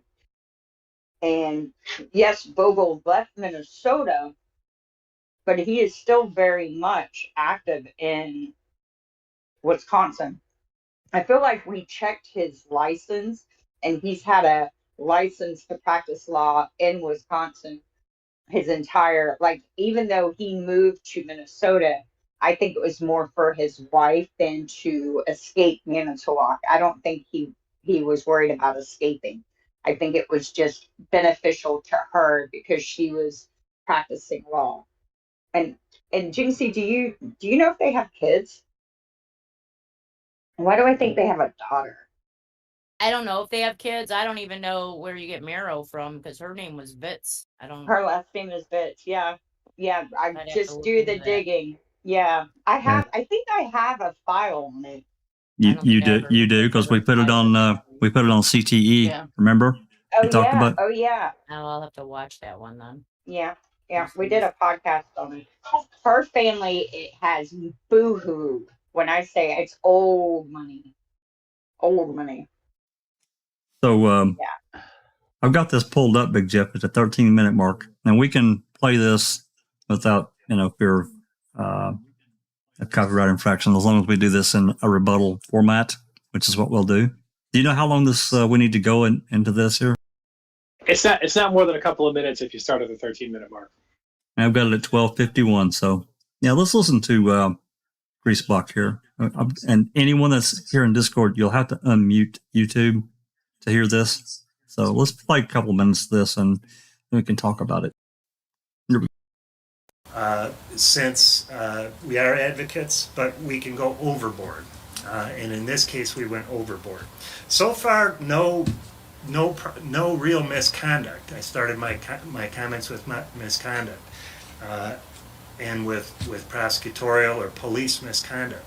I don't think it's there yet, but soon this case developed into something where it was different. The police, Penny Burnson went to the police shortly after he was arrested, Mr. Avery, and there were several phone calls made to her late at night, which is often done by assailants when they know their victim. And she thought this was the assailant. Couldn't have been Mr. Avery, though, because he was locked in jail, awaiting trial on bail, with no access to a phone at that point. Penny Burnson goes to the police, and she says, look, I think it might be somebody else. And worse, the police agency, the city police agency, a larger police agency, goes with Penny, a detective, to the sheriff and says, look, I think you really got the wrong guy. We've been tracking this other person, Gregory Allen, who matches the description much better. I think he's the guy that did it. The case goes on, it goes to trial. Staff in the district attorney's office actually go up to the DA who is prosecuting the case. Look, we've seen this Gregory Allen guy in trial. He looks like the assailant. Not only that, Gregory Allen, the true assailant, had attacked brutally a separate woman on the same stretch of beach, roughly, with the same kind of MO, and including calling the victim after him. 1 year earlier, almost to the day, and the same prosecutor who went after Mr. Avery had prosecuted Mr. Allen, the true assailant.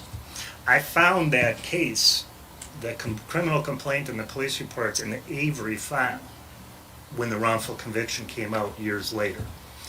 So that showed, I believe, that the prosecutor at the time knew who the correct person was, somebody 2 years prior, and prosecuted the person, a person who was only a vague match of the description and in many ways did not at all fit the description of the true assailant. The staff went to the DA at the time, and the DNA said, no, it can't be this other person I prosecuted 2 years earlier, or 1 year earlier, because he's on probation. I called the probation agent, and the probation agent said there's no way he could have done it. He has an airtight alibi. I checked. He was in some other city. Well, it turns out in the Attorney General's investigation, after we took it there 18 years later, after Mr. Avery served all that time, that Mr. Allen, the true assailant, wasn't even on probation. So the DA had told the staff, it can't be that assailant, he's on probation. Well, the fact is he wasn't even on probation. My time is short, so it's hard to sort of explain what else is there to show that this is one of those wrongful convictions that sort of shock the conscience. But it is, and at least I think a large number of people think it is. I came into this story when DNA evidence showed through the Wisconsin Innocence Project.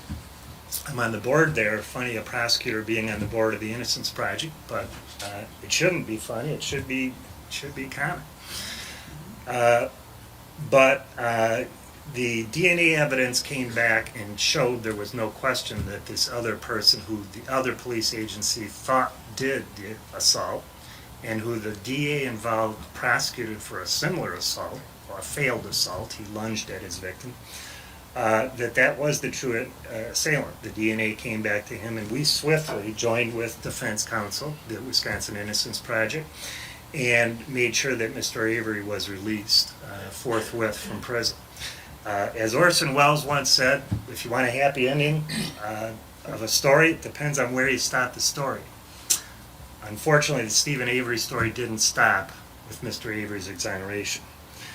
2 years after he was released, and after he became a kind of a folk hero in Wisconsin and the namesake for the Avery Task Force Criminal Justice Reform Bill, after meeting with the governor, on the very day the governor was set to sign the Avery bill, with a $36 million wrongful conviction lawsuit going well, Mr. Avery was arrested for the brutal homicide of a young freelance photographer named Teresa Hallbach, who had been missing for 3 days. The trial on the murder case 2 years later interconnected the original case, because of course the only defense was, because there was physical evidence this time, was the police, upset about that wrongful conviction action, were up to it again. Mr. Avery started the defense by calling in live to Nancy Gray's show and saying, they're up to it again, they're setting me up. There was evidence of, there was a defense of evidence planting from the first case, that they took the blood from the wrongful conviction file 18 years earlier and put some on the victim's car, and other evidence as well. So I explained it was a complicated story at first. It is a complicated story. I hope I at least brought the basics to you, and we'll leave it there. Thanks, Mel. And just to wrap up that, what was the outcome of the murder case? The jury was out for 2 days. They seriously considered the frame-up evidence that the police, once again wrongly convicted, went after somebody. But after that 2-day deliberations, the jury did find Mr. Avery guilty. We don't have...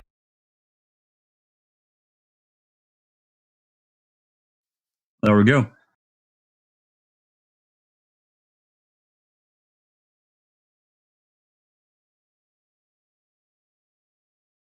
How does he know that the jury looked at the frame-up theory at all? He doesn't, obviously. I have never seen this. I thank you, and I cannot believe all the things I just learned. Isn't that? Wow. I mean, doesn't it change his perspective completely?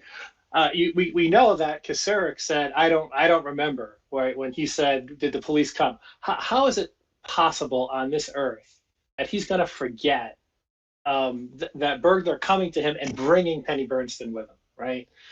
And imagine the pressure they had to put on Penny Bernstein to and I've got the massive air quotes going, convince her right? That this was really Stephen and not somebody else who was just giving her a call who had this MO. Imagine the pressure they had to put on her. It makes you even think that maybe she didn't even believe it. You know? Oh, yeah. I mean, Brendan was no problem for them, right? They had been doing it for years by this time, obviously. Another thing, I did not know he was on the board of the Innocence Project. How slimy is that to put an unethical POS like Greasebox on the board? No wonder he thinks he's selling his story because he was able to fool the IP. How long was he on this board? How many cases did he, hypothetical, how many cases did he sabotage? Influence, absolutely. From the inside. Like, you know what I mean? Because they're probably trusting him, thinking he's ethical and above board, letting him know this is where we're at, this is what we're working on.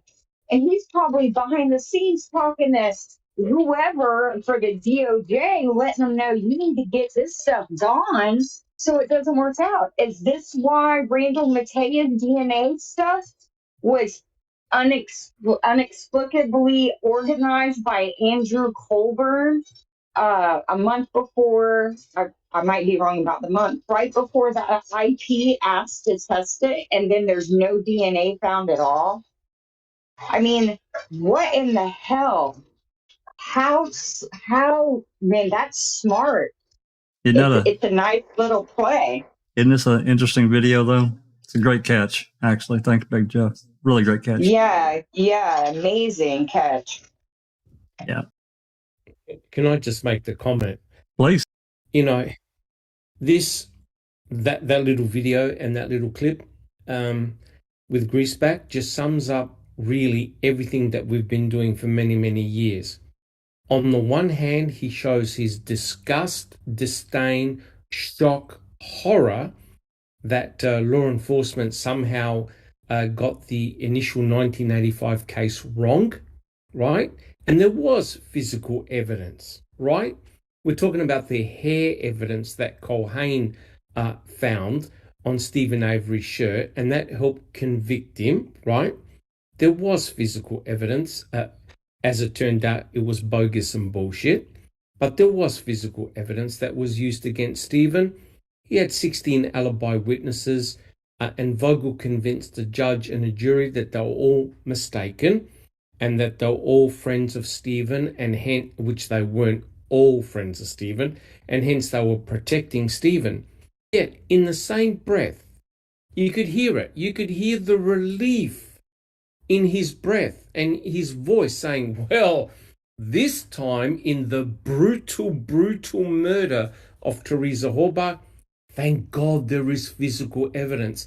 And isn't it remarkable how he goes, well, he rings up Nancy Disgrace and says, pleading evidence, saying that they're planting evidence. And yet, on the same breath, right before he talks about the murder of Teresa Horbach, he talks about the grand injustice done to Stephen. Right. Isn't that remarkable? And it goes to show, a lot of guilters, they scoff at us saying, come on, are you trying to tell me that law enforcement would do such and such to Teresa Horbach and set Stephen up? You betcha. Look how embarrassing this whole 1985 saga was for law enforcement. They were desperate to put a stop to those depositions. And the county. They knew what was coming.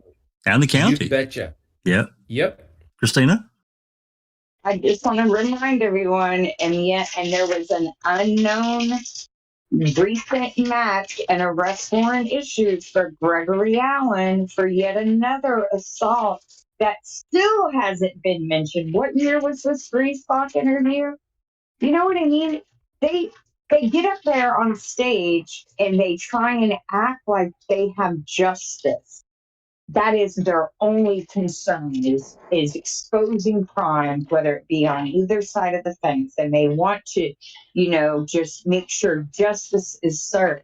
They're making a mockery of what justice is by their very These ballsy effort these of good and being, these good and decent men.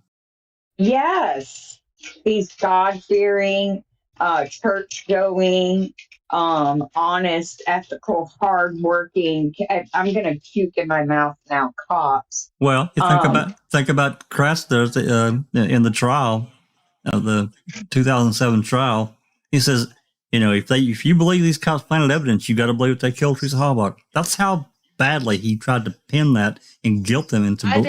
I do. Yeah. Right. Yeah. And I find it fitting that we're talking about this. It's 8 days away. I guess we could say 7 days away is the anniversary of when this happened. Whatever happened began to happen. That's right. Another interesting thing, I think I knew, but I forgot that the Avery bill was signed into law. Did he say the day she disappeared or the day he was arrested? It was sometime in early. He was arrested. It was sometime in early November. Yeah, it was around that time. Yeah. And they changed. Right after he was arrested. And I think they changed the name of it. They altered the name. Yeah.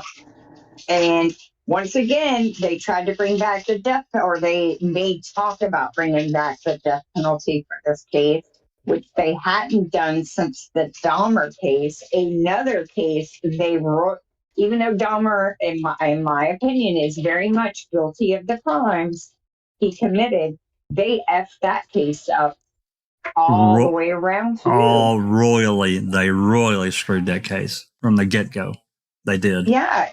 I mean, when do they, okay, when you're training a dog or you have children and you're teaching your children how to conduct themselves, they get one free pass. The second time you get onto them, the third time they're getting punished, right?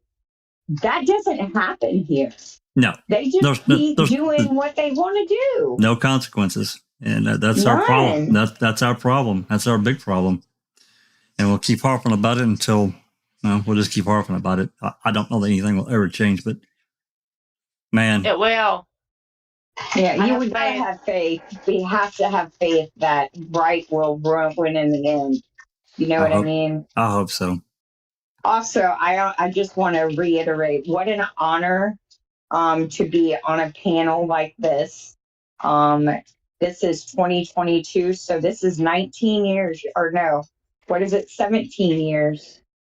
That that we're coming up on. That's right. So and still pulling information out that was buried and hidden from the defense. Yeah. And I'm just I remember when I first started listening to information about this case, most of y'all were already talking about it, and I remember thinking, wow, they know so much. And here I am. I'm able to converse with y'all, and we're still talking about this case. Stephen Avery, Brendan Dassey are still wrongfully convicted, and very little has changed. But changes have been made, and the wheels of justice turn slow, but they turn. Yep. Susan, did you have something before we start reading again? I think we made it a little ways. All right. Cherie and Alice, are you guys good to continue reading? We had a really good diversion there, guys. I can't tell you how much I appreciate it, because again, I knew that we would have side roads, but this has been really excellent. This video was fantastic. Thanks again, Big Joe. Really appreciate that. So, Alice and Cherie, if you want to start again, we're at page 14, line 4. Okay. Would you go to pages 5,555 and 5,556? And I'm going to ask you just to take whatever time you need to review this document as a whole, and then I have a couple of questions for you. Okay. What is this document? It appears as if Special Agent Lehman had reviewed the information we got from the Manitowoc County Sheriff's Department and then extrapolated some of the information. And the information that she extrapolated, according to the note, is notations that were made in the case file regarding suspects in the investigation where Penny Berenson was the victim. Do you see that? Yes. And then she goes on to list, and she lists them by bait stamp pages. So it would be Manitowoc Sheriff's Office 004 and so forth.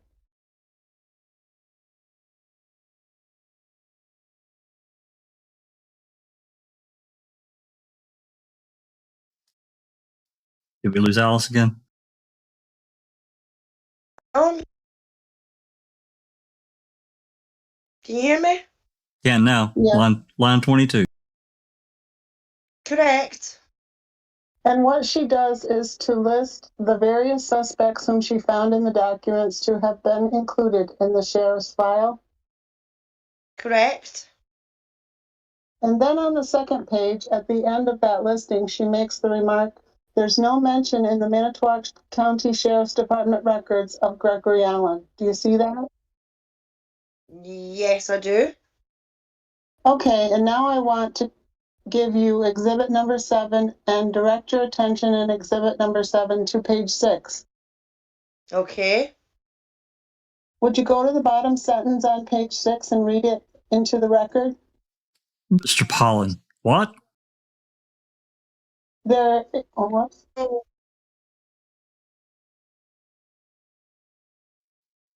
Mr. Pollen again. What Bates number are you on?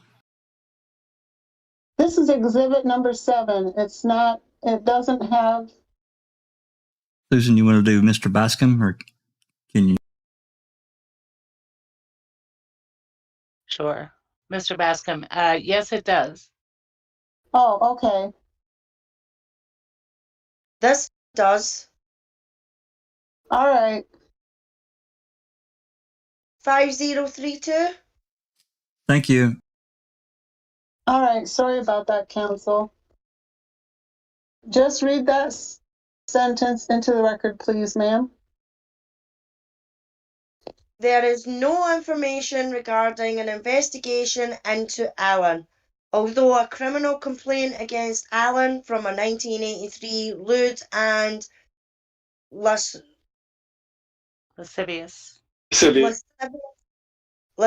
case, thanks Susan, signed by Vogel was in the sheriff's file. Now, do you believe that statement can in any way be reconciled with Amy Lehman's review of the file, indicating that there were no documents about Gregory Allen in the sheriff's file?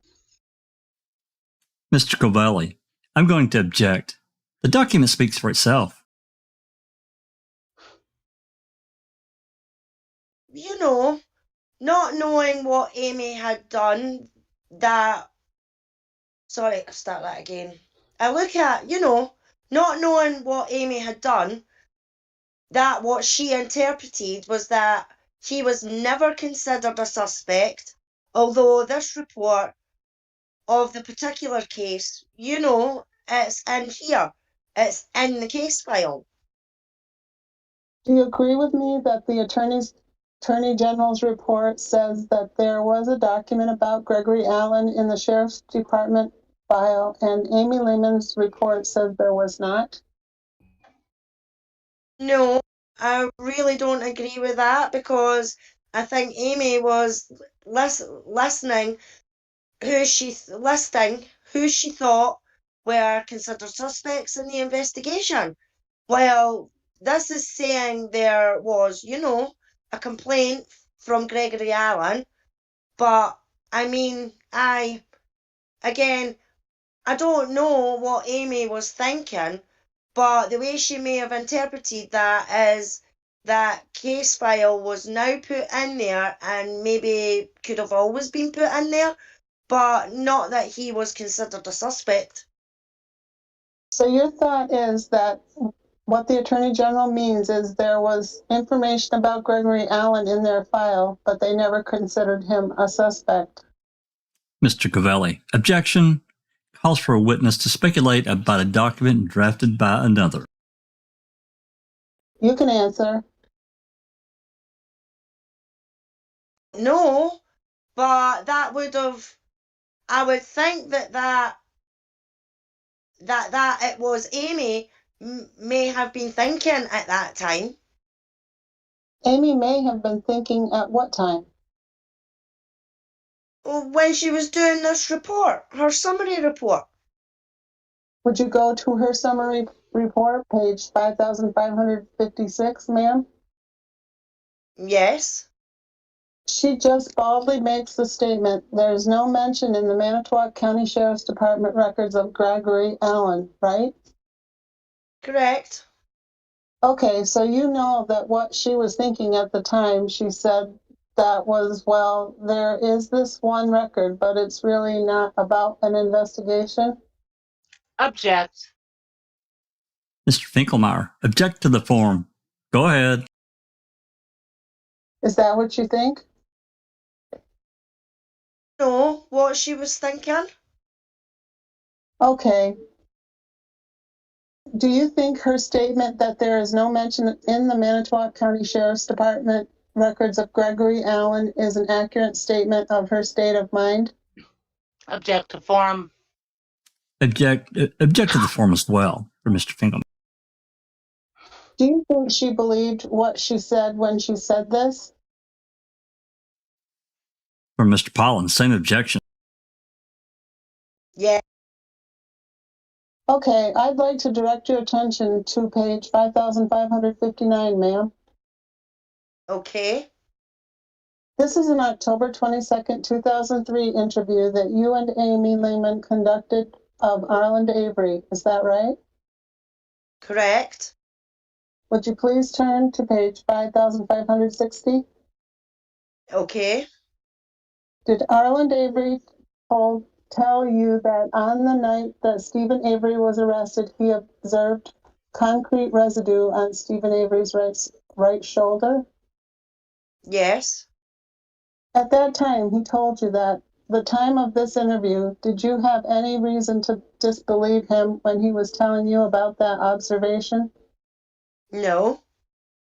Okay. He then went on in the next couple of paragraphs to tell you about a conversation that he had with Dennis Vogel, the district attorney, concerning that observation. Is that right? Yes. And in essence, what he told you is when he described that to Vogel, Vogel ignored him. Correct. All right, would you go down 4 paragraphs, ma'am, to the paragraph that begins, Arland Avery stated that although he was not investigating the case, do you see that paragraph? Yes, I do. He tells you and Amy Lehman that he heard information about the investigation from a Leo Jadowski. Correct. And that Leo Jadowski, in turn, had heard information from a police officer named Gospodarek. Correct. Okay, and Arland Avery says Jadowski told him that Gospodarek wanted to continue to investigate the case and that Gospodarek said no, that the investigation was closed. Correct. All right, do you remember speaking with the police officer Leroy Bielke about that same subject where Bielke was told by Beltson that Belts wanted the investigation to continue, and the sheriff told him, no, we're not going to do that? I mean, if it's in my report, that is what he told us. Okay, what I really want to get at here is whether or not you have the belief as the investigator that what Arland Avery told you came to him from Jadowski was consistent with what Bielke told you came to him from Belts. I would have to read the 2 reports. I just don't recall. I'm sorry. All right. Would you go down 3 more paragraphs to a fairly long paragraph concerning Judy Dvorak and take a moment and review that? Okay. All right, now you folks also interviewed Judy Dvorak in this case. Correct. And Dvorak made it plain to you that she did not like Stephen Avery. That's correct. All right, and according to this interview, Dvorak was the person at the hospital who said out loud that the description of that Penny Berenson had given of her assailant sounded like Stephen Avery. Correct. And that it was after Dvorak made the announcement that the composite drawing was done. Correct. All right, and Arland Avery told you that Jadowski told him that Couchet, Deputy Sheriff Couchet, drew the composite drawing by looking at a photograph of Avery. Correct. All right, now at that time that Arland Avery told you this information, that is to say on October 22nd of 2003, did you have any reason to disbelieve him when he was describing to you what Jadowski had told him? No. So at that point in the investigation, one possibility for you to consider investigatorily is that Couchet may have seen Stephen Avery's booking photo before he did the composite.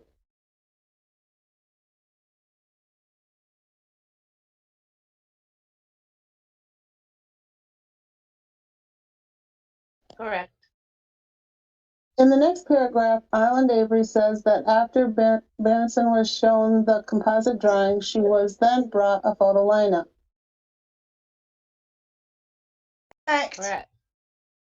And other parts of your investigation also confirmed that it was not until the composite drawing was done with Couchet that the photo lineup was then presented to Penny Berenson. Correct. Would you turn to the second page, 5561 of this investigatory report, and Okay. the second to last paragraph, Arland Avery tells you that he felt like an investigation was never done in this case. Okay. Is that right? Is that Yes. what he told you? And he says that that's because Dvorak named Stephen Avery and then it just took off. Correct. And that Dvorak didn't like Stephen Avery. Correct. And that was confirmed by you in your interview of Dvorak. Correct. And you, Deborah Strauss and Amy Lehman, agreed with Arland Avery. You thought that an investigation was never really done in this case. Mr. Pollen, objective form.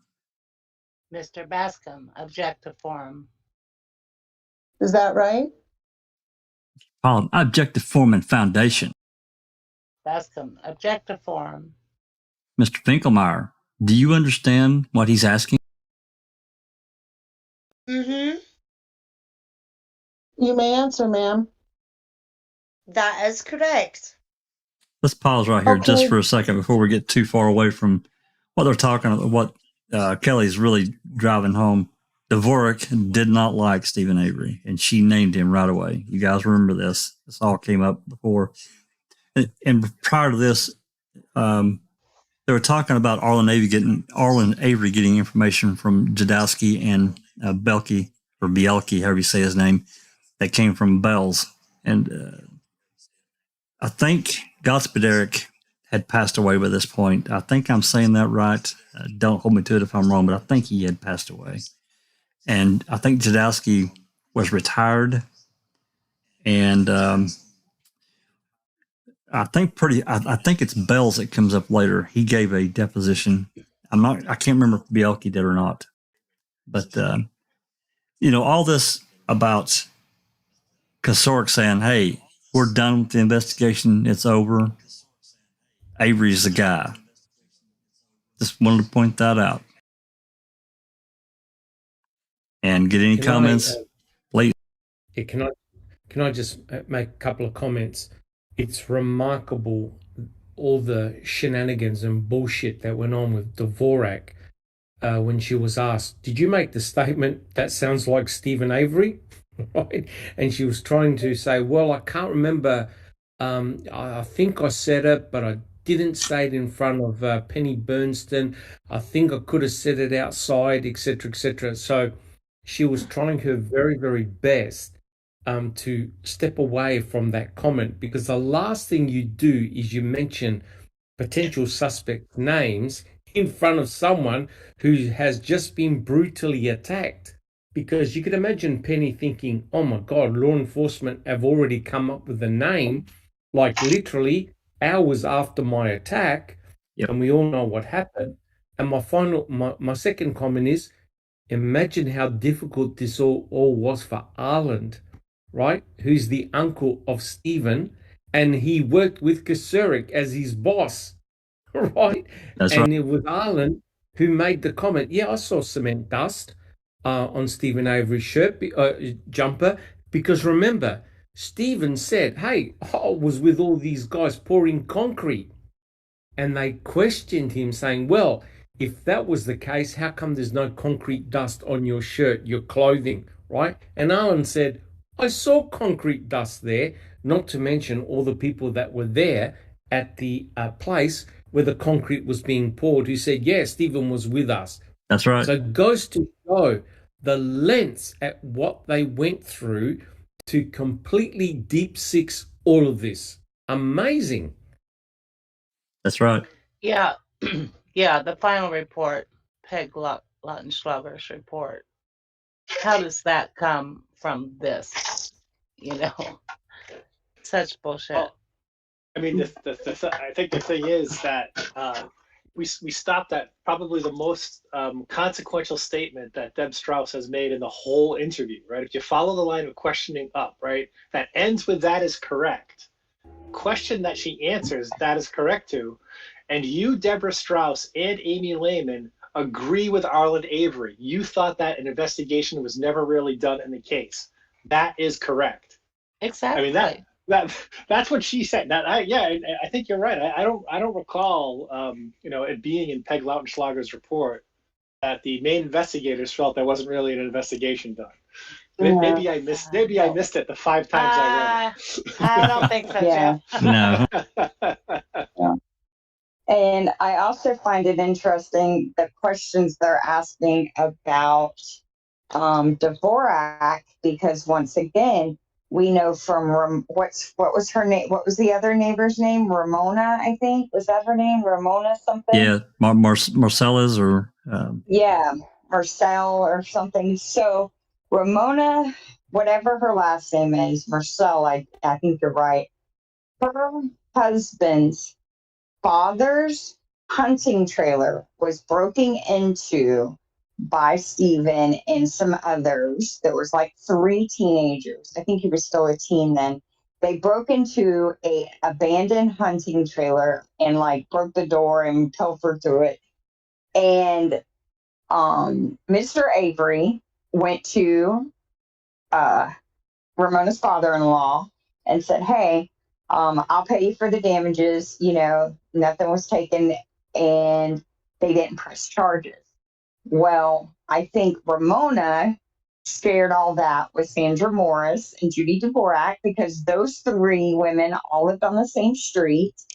And so they were mad that Stephen didn't get in trouble for that. And that's where Dvorak formulated the idea to use Ramona, her mother-in-law, as a person who, in a conversation with Ramona, this is what the police report says. She said that she saw Stephen Avery in a brown van right before the girl was abducted in Clements. And that was a complete lie. Ramona, in her deposition, says, I never had that conversation. I did not write this. I did not say this. I know nothing about this. That conversation with Dvorak never happened. The conversation with my mother-in-law never happened. The huge lie. So, yeah. So they were going to be able to show that not only did Dvorak not like him, Bill Morris, the guy with the mugshots, his wife was ran off the road by Stephen Avery. Because Surik didn't like him, obviously, because he's the sheriff. He's going to see every mugshot of every person incarcerated in his jail. He's a liar if he was under deposition and he said he didn't see who was arrested overnight in his county and booked into his jail. He would be lying. Of course. Right? So he, bare minimum, and I'm not going to buy no one else, bare minimum, he would know of Gregory Allen's antics because he's the sheriff of that county. But he chose instead to allow this complete creativity of an investigation that sold Stephen Avery as an assailant in a vicious, brutal assault. For what purpose? Because he ran Bill Morris's wife off the road? Or, I mean, why?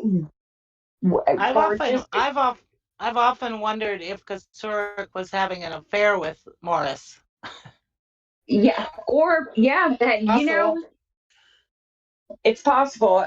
People have speculated that here's a really deep, dark one. People have speculated because you know Penny Bernstein and Tom Kasurik were neighbors. Okay, now we know that the assault that Gregory Allen committed against her was very violent. He strangled her to the point she was unconscious. He beat the crap out of her. He beat her about the face so bad she could not see clearly. She testifies about that. Her vision was impaired. They had to wait a few days to even get her to identify him, you know, because her vision was impaired from the black eyes. We've seen the photo. It's awful. Yeah. So Tom Kasurik is picking up his kids, putting his kids on the bus, while Penny Bernstein or her husband are putting their kids on the bus. They go to the same church, and he knows while he's watching her heal from these horrific injuries. And if you've ever had head trauma like that, this is not something that goes away in a day or two. This takes weeks, if not months. And I know that because it's happened to me. And so he's watching her heal. And he's allowing the man that did that to her to remain free to do it to another woman. Now, people have speculated that the reason Gregory Allen committed this crime at a time that wasn't his MO to a woman that Tom Kasurik knew, and did he know she was going to be running on the beach? Did they talk like that?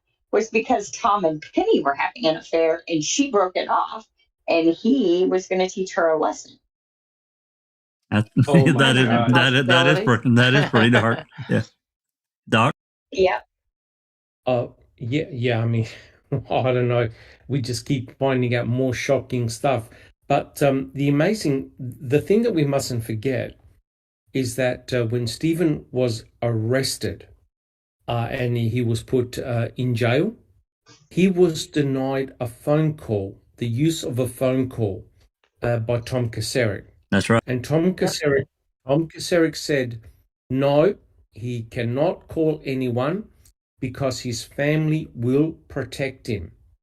And hence, he used that excuse to prevent Stephen from calling anyone by the use of the phone. And they used that line of reasoning to say all 16 alibi witnesses are wrong, that they can't account for where Stephen was because they're lying and they're protecting Stephen. So think about this. You're there wherever Stephen was. I'm not sure whether he was at the salvage yard or elsewhere, helping pouring concrete. And you're his mother and his father, and you can see Stephen right next to you. Vogel convinced a judge and a jury that no, Stephen wasn't standing next to his mother and father and the 14 other people. He was actually on the beach sexually assaulting Penny Bernstein. Now think, this must be the twilight zone, whereby 16 independent witnesses are saying, no, he was with me, he was with us, he was doing so and so. And yet he got convicted for the sexual assault of Penny Bernstein. Now, guys, if that can happen, every one of us is in danger. That's Complete right. utter danger. Unless we've got video footage of us standing there. Oh no! Look I at think, Nicole Baucus's case. They'll say it's not clear enough. yeah, right. True. Yeah. True. Doc, I actually think they were at the salvage yard pouring concrete because I seem to remember, and I don't want to say this wrong because I hate putting out stuff that I misremember, but I think that Stephen, because they had planned to go get some paint and some other things, he had to leave and go pick up Lori and the kids, remember? And they Correct. loaded up. Yeah, so I think they were at the salvage yard pouring that concrete for whatever they were constructing. And he left there. Correct. Sorry, the Brand- shop. Brand new twin babies. Yep, Yeah. that's right. Five days old.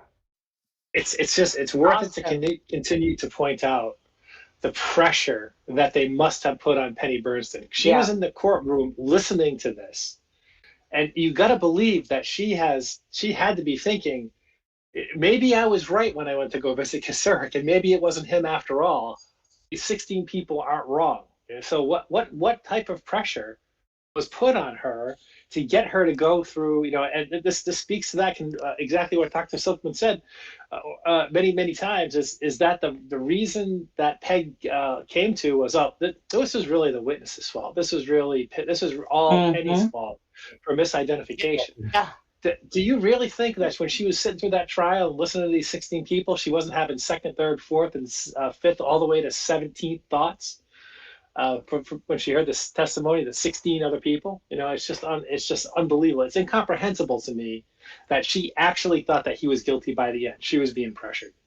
And then Vogel made her and her husband reenact what happened to her. Wow. Yeah. Speech in the courtroom.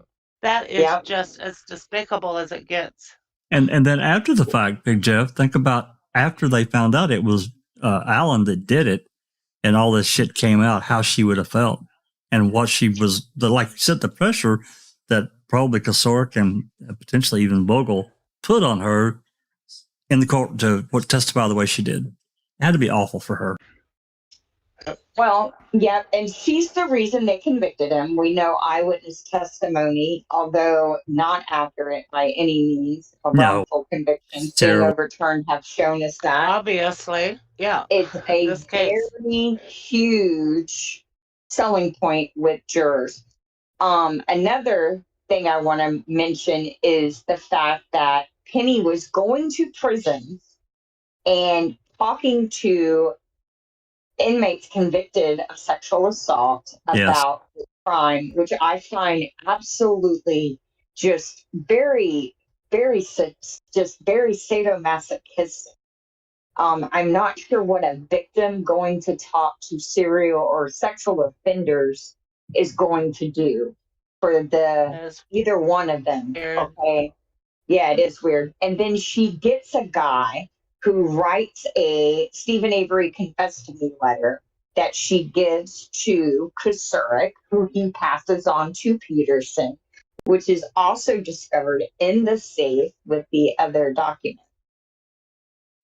Yeah, I don't want to forget to mention. Thank you for mentioning that. I don't want to forget to mention because I don't know that it comes up in this part 2 deposition, Deb Strauss, but there were cassette tapes that they said they couldn't get to play that were in that safe as well. We don't know what they were. I think there were interviews. Yeah. I think you remember. I think it was a Brown County. I think it was a Brown County phone call.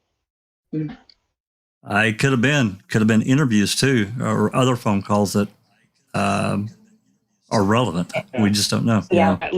At least there would be a reason for them to not to get to play if they were the Brown County. If anybody's ever listened to the jail calls, you need the Freedom Player and you need to get it set up right. It's actually very complicated to be able to play those on your own. The original ones that we had a long time ago off your machine. You need a very sort of technical capability. Thanks to Ripper, who was able to figure it out.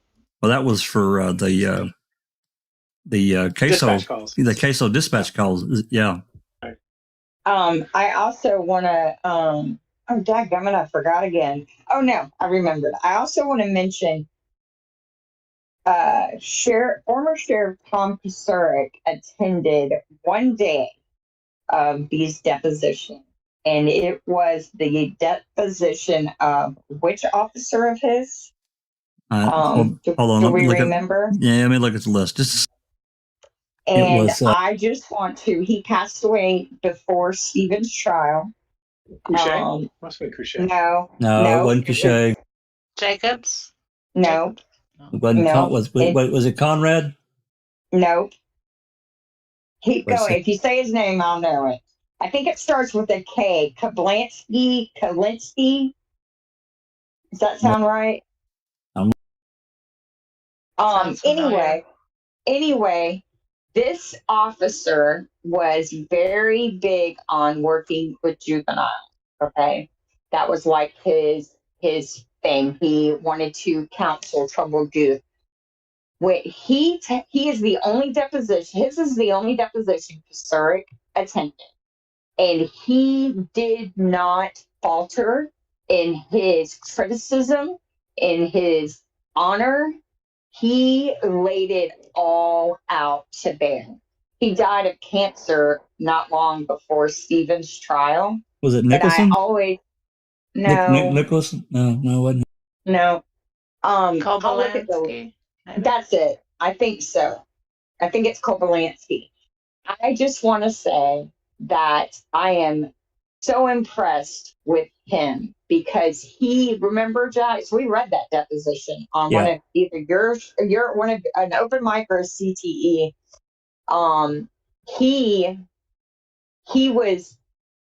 It took balls, man. He's the only person and he did it in front of Kusurik.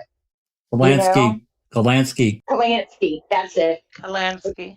Yeah. If y'all haven't read that deposition, I highly recommend it. Yeah. Stephen was there, Jody was there, and Tom Kusurik, out of all of them, he chose to attend that one. And I find that very interesting. I wonder if there was even more he could have said and he didn't. Maybe? Probably. Well, it depends on the questions that were put to him, That all matters. That's an intimidation move, right? That's why he went, to try and intimidate the guy into not talking. And the fact that he did say what he said. You betcha. Yeah. Yeah. Speaks volumes. He had to have been scared. Kusurik had to have been scared. Because even though these people, because Brenda Peterson dialed back her depo from her interview with Strauss and Lehman considerably, right? She, I think for her and the other Brenda, they were very honest and forthcoming to Strauss and Lehman about all the issues, about all the times they tried to say, look, we know it's Gregory Allen. Because Gregory Allen would come up there and have closed door meetings with Dennis Vogel while under indictment. What? That's interesting. Like unheard of. Yeah. It's interesting to note that Brenda Peterson is the longest deposition of all of these. Now, I'm not talking about putting 2 days together. I'm talking about because I think she was there a good chunk of the day in giving testimony. Yeah. And her deposition is dialed back remarkably from what she put on the record with Lehman and Strauss. And so you can tell, and she was married to Ken Peterson's brother. I think she was still working in the municipal government circles. And I think they were all given a speech, Filters like to portray that this lawsuit wasn't going to hurt Manitowoc at all. The bullshit it wasn't. Yeah, I think we all know about the post where people have shown their insurance coverage at that time was questionable at best. What's interesting is right after the 85 case, all of the sheriff's departments, well, I shouldn't say all, many of these sheriff's departments went in and started like a mutual fund type insurance program where it's like it's very weird. There's some really good Reddit posts on it. But they were very much not covered as they should have been at the time of Penny's assault and Stephen's wrongful. Now, considering he sued for $36 million, hell no, they were nowhere near being able to cover that. Yeah. Hey, there's a comment here from Bethany I wanted to read out. She says, why would Penny's husband ever agree to reenacting the horrific events upon his wife in court with an audience? It is atrocious, Bethany. It really is terrible. I can't even imagine. I can't believe the judge even allowed it. Well, and Hazel, they talk about like it's insane. Wasn't it Hazelwood? Was it Hazelwood? Yeah. Go ahead, Tristan. I was just going to say they talk about the theatrics of Ken Kratz. I mean, look at that. That is just unheard of. That's like on par with the Brendan Dassey did it press conference, right? Well, he's trying down the trailer. Yeah, he's trying to push this narrative and really impact the jury the way that we think that he did. That's horrible. Yeah. I'd really like to have that whole case file, but we can't afford it. That shows you how little these men think about women. All right. You got Ken Kratz on the victims' rights board using it as a pool as his personal predatory pool to fish for vulnerable women.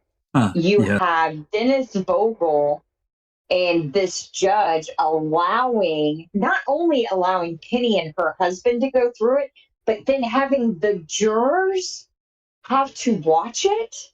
I mean, they have no aware much. What? It's unheard of. No regard.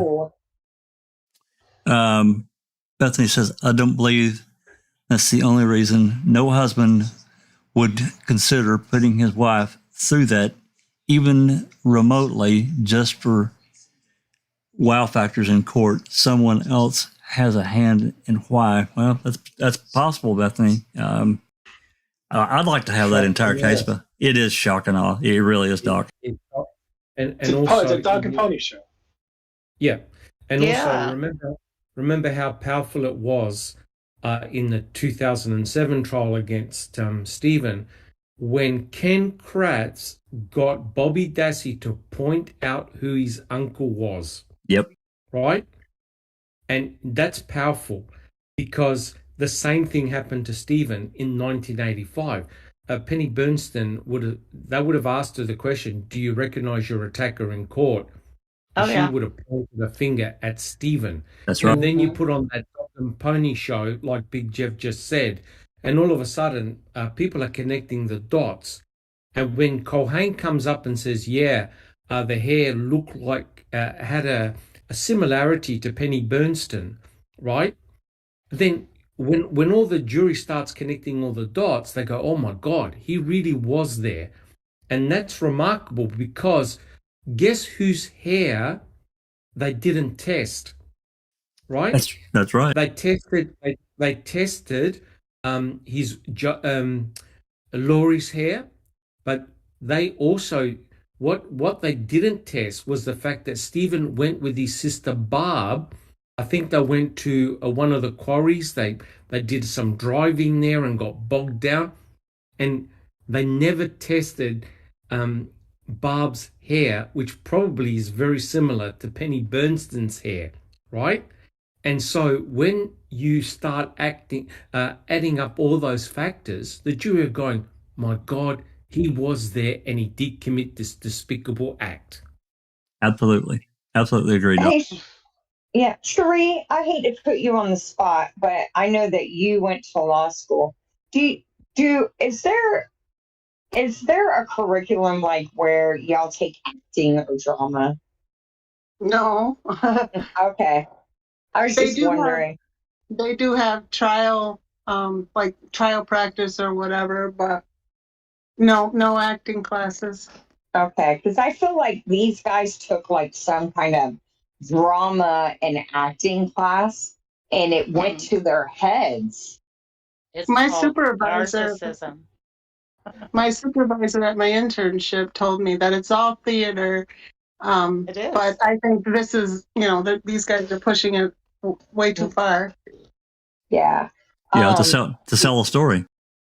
Yeah. Well, Yeah. you know what's interesting is when in Europe they call the operating room the theater because you're on stage, right? So I wonder if they didn't used to call the courtroom the theater because you're on stage. And it's kind of like just kind of a subconscious thing, right? Like, you know, you're putting on an act because you have to identify with the victim. Because I'm sure you kind of, I don't want to say you become callous, because like even a great prosecutor who's in it for the right reasons, but you kind of become numb after seeing case after case after case of tragedy.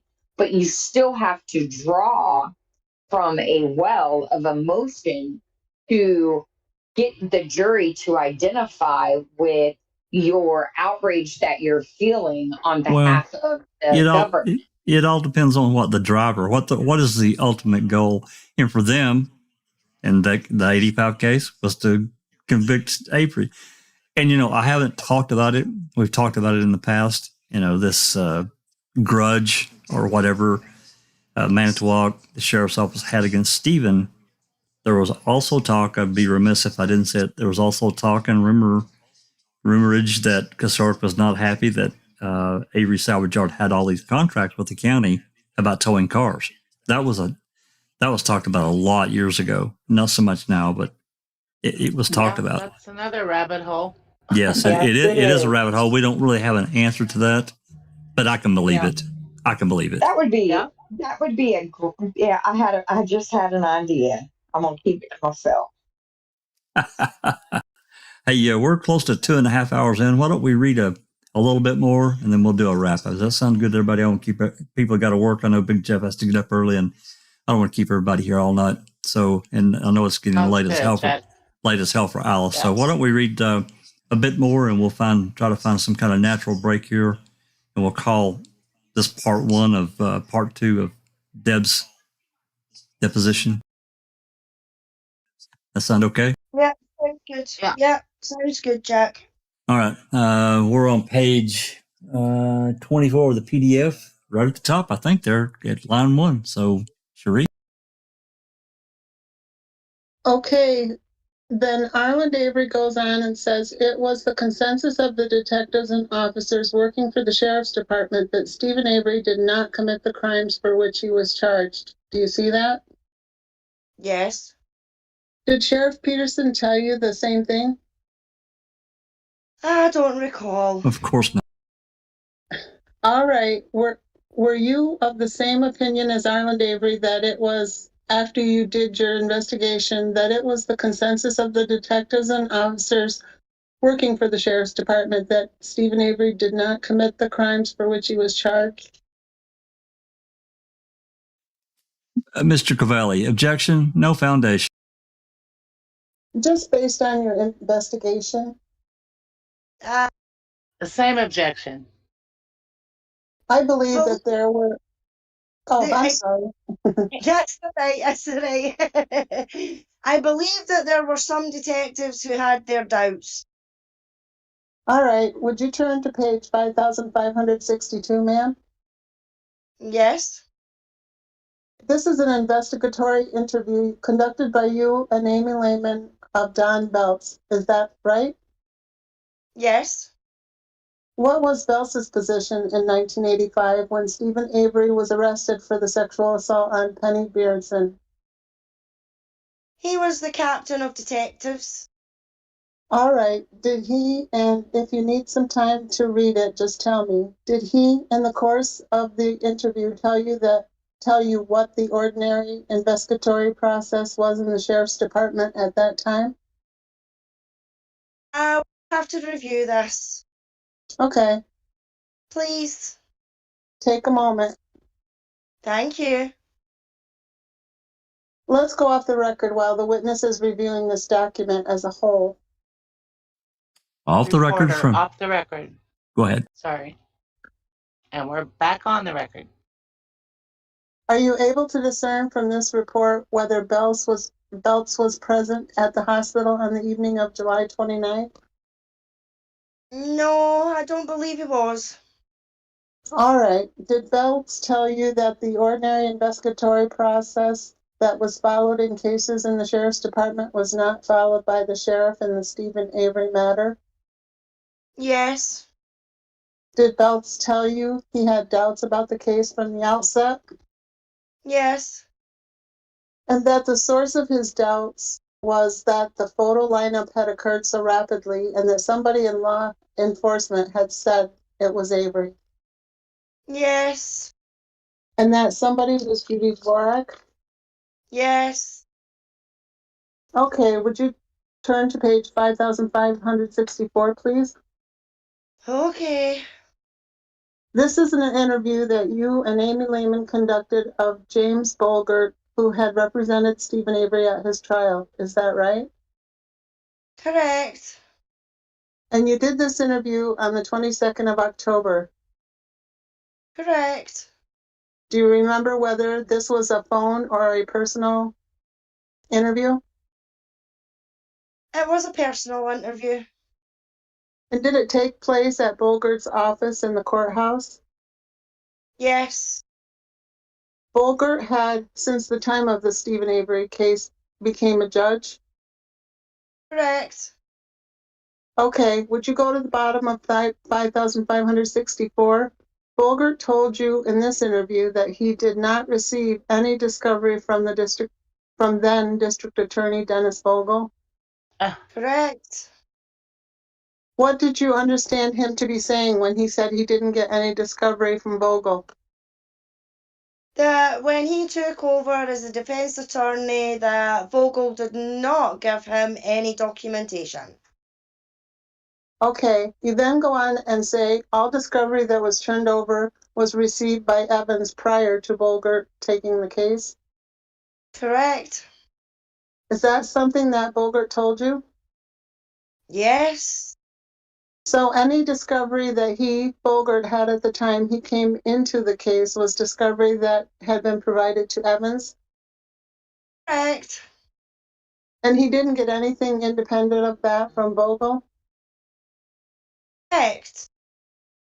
The last paragraph indicates that Bolgert was shown a letter that he wrote while defending Avery. The letter requested that the sheriff's department look into another possible suspect, Brian Garrison. Bolgert did tell you that? Correct. And Bolgert stated that it was his signature on the letter. However, he couldn't remember the letter. Correct. Do you believe it would be fair to say from that the information that Bolgert had concerning Brian Garrison must have been information that was provided earlier to Evans? Mr. Cavalli, objection calls for speculation, no foundation. I don't know why he thought maybe Brian Garrison would have been a suspect in this case. Whoops, I'm sorry. That's okay. But the I don't know. information. Yeah, just start. No, just start for the question. Just start for the question. But the information that he would have gotten about Brian Garrison couldn't have come to him independently from Vogel because he's already said Vogel didn't give him any discovery. Object to the form. Mr. Cavalli, object to the form of the question. Is that right? That's correct. Okay, so to the extent that he had whatever information he had about Brian Garrison, it came to him from Evans. Object to the form. Again, I don't know if it came from him, from Evans, or if he talked to somebody in the community who said, what about this? I don't know. Okay, would you turn to page 5567, please? Okay. This is an interview of a Ms. Dahle, Dahle, Correct. conducted by Amy Lehman. Correct. If you'd go to the middle of the second page, the sentence begins, Dahle said as part of their work.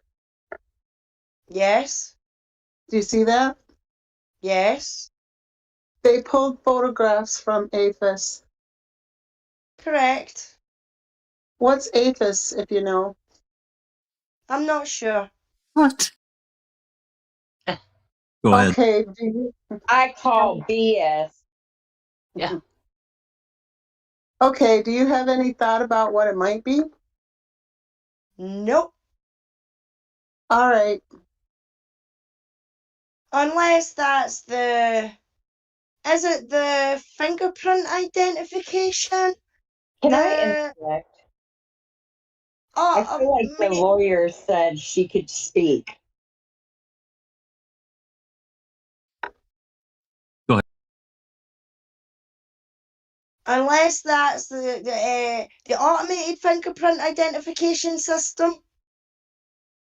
Sounds right. Would you go to page 5569, please? This is the interview that you and Amy Lehman conducted of Thomas Kosurik, the sheriff. Correct. On October 29th of 2003. Yes. Near the end of the investigation? Yes, I actually believe this was probably the last interview we did. All right. In the second full paragraph, Kosurik refers to 5 detectives that worked for the sheriff's department. Correct. Do you know who they were? I could not name them. Would you say that if we went through the reports, we would be able to find the names of most or all of them? Of most of them. Okay. Do you think that you talked to all the detectives in the sheriff's department when you conducted your review? I believe we at least attempted to talk with everyone who we could determine had some involvement in the investigation. Okay. Kosurik mentions a chief deputy at the time who was either Vern Clement or Richard Andrews. Correct. Do you know whether you spoke to either one of them? No, I don't believe we did. Okay. And do you know what position Couchet was in at the time? I was thinking, sitting here, I'd be thinking he was the chief deputy, but I believe, if I recall right, there was a little turmoil there. So I don't know if he was the chief deputy or if there was more than one chief deputy. I'm not sure. What was the turmoil that you were aware of? I think it was just internal turmoil, and I believe Chief Couchet or Deputy Chief Couchet, after that, maybe went back to detectives. Where'd you get that information? It may have been through an interview of Chief Deputy or Mr. Couchet, Detective Couchet. What was the nature of the turmoil? Again, that I don't know. Wouldn't we love to know? I would. Go ahead, Shirley. But it was okay. But it was internal personnel and politics turmoil. At least so.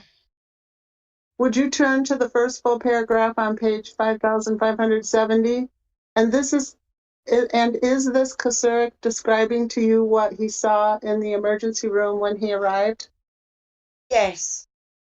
And according to this statement, Kosurik tells you that he asked the doctor to do a sexual assault workup on Berenson? Correct. And then he says that Berenson was alert and talking while in the emergency room. Do you see that? Yes. You interviewed Berenson about her condition in the emergency room. Correct. And do you believe this description of her is consistent with the description she gave of herself? I believe the description she gave of herself said she had black eyes and things like that, but I don't believe I had any reason to think that she was not alert or talking. Didn't she tell you that her attention was diverted because she was listening to the doctor talk on the telephone about whether her eyes could be stitched? Yes. Okay, and Kazurk told you that Judy Dvorak was there as well as he at that time. Correct. And Kazurk tells you that the only thing they did with Ms. Beardson when she was in the emergency room was to get a verbal description of her attacker from her. Correct. He also tells you in the next paragraph that in July of 1985, he had heard of Stephen Avery before. Correct. 4 more paragraphs down in the paragraph that begins following the composite drawing, a photo lineup was created. Yes. Did Kazurk tell you who provided him with the photographs from the jail? I don't believe he did, no. Did you ever resolve from the investigation in your own mind who brought the photographs from the jail to Kazurk? If it's not in a report, we never determined it. Do you have any independent recollection from the interviews you conducted of who the possibilities were who brought the photographs from the jail to Kazurk? No, I do not. You know that Kazurk, on the basis of the verbal statement made by Judy Dvorak, indicated to somebody in the jail that amongst those photographs was to be the photograph of Stephen Avery? Excuse me, could you repeat that, please? Sure. You know, based on your interviews, that Kazurk, when he asked for the photographs, included, "Bring me the photograph of Stephen Avery," because by then Dvorak had said, "That sounds like Stephen Avery." I believe that would probably be true. Okay, next paragraph, Kazurk states that in regards to the photo lineup, he relied on his jailers to come up with the photographs. Do you see that? Yes. That would be true, would it not, with the exception of Stephen Avery? Mr. Pollen, object to the foundation at this time. He asked for the photograph of Stephen Avery. Same objection, foundation from this witness. Also form. Again, oh, whoops. Sorry. Again, I would not know. Did you ever make an attempt to find out who the jailers were on the evening of the 29th? Nope. Kazurk goes on and says that the reason he relied on the jailers is that they were more familiar with the individuals that were committing particular crimes. Do you see that? Yes. What particular crimes would these be in connection with this particular incident? I would believe a sexual assault type of crime. So your understanding would be that the jailers, whoever they were looking for booking photographs of persons who were sexual offenders? Objection, no foundation from Mr. Covelli. If you know, I would say they'd have to be sexual offenders, assault offenders, along with meeting some type of physical description that possibly the victim had described. okay, would you turn to page 5571, please? And the first full paragraph has to do with conversations that you had with Kazurk about the policies of the Sheriff's Department when it came to writing reports. Do you see that? Yes, I do. Do you know whether or not the policy that is described in that paragraph is in writing? I do not know. Did you and Ms. Lehman ever make an attempt to obtain the written policies of the Sheriff's Department at that time? That is, No, I did not. to say in 1985? Sorry, no. Kazurk went on to tell you that this policy, whether it was in writing or not, was that all information obtained during investigation was to be documented on a report. Do you see that? Yes. And he says that he readily admitted that some of the detectives were a little lax with this policy. You see that? Yes. Bergner told you that he went and talked to Kasurk about the information that he, Bergner, had concerning Gregory Allen, right? Correct. No report was prepared by Kasurk about the information that was brought to him by Bergner. Is that right? That's correct. So that being the case, when the very policy that the sheriff says he was maintaining, he violated when he failed to record what Bergner told him? Object to the form.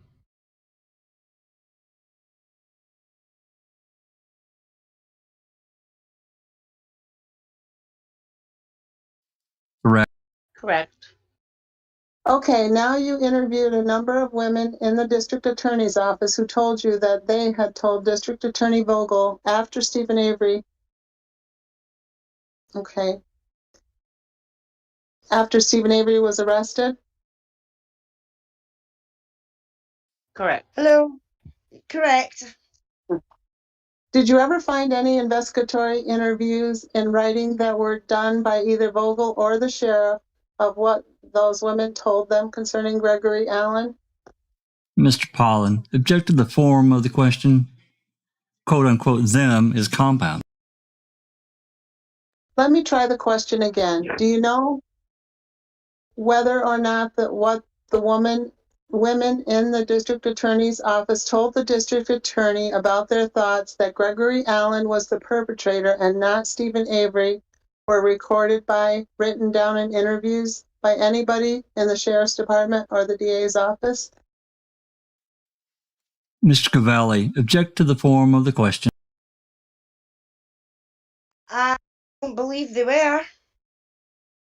Okay, couple more paragraphs down, Kasurek confirms that it was possible that Gospodarek was assigned to assist in the investigation of the assault on Penny Berenson at some point in time. Correct. And that's consistent with what Godowski told you Gospodarek had told him about working on the investigation.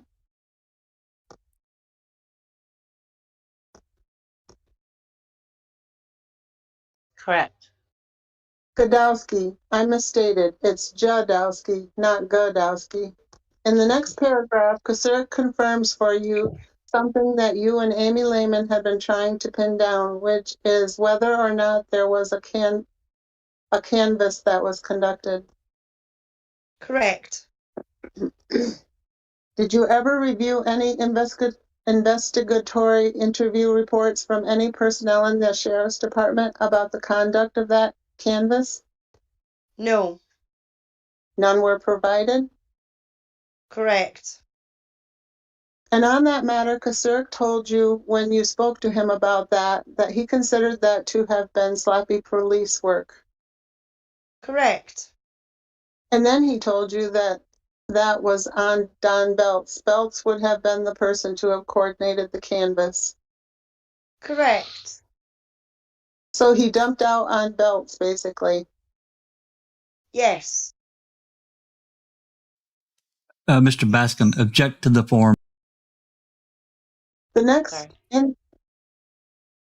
next paragraph, there's a description of whether or not there was some relationship between Kasurek and the Bjornson family. Correct.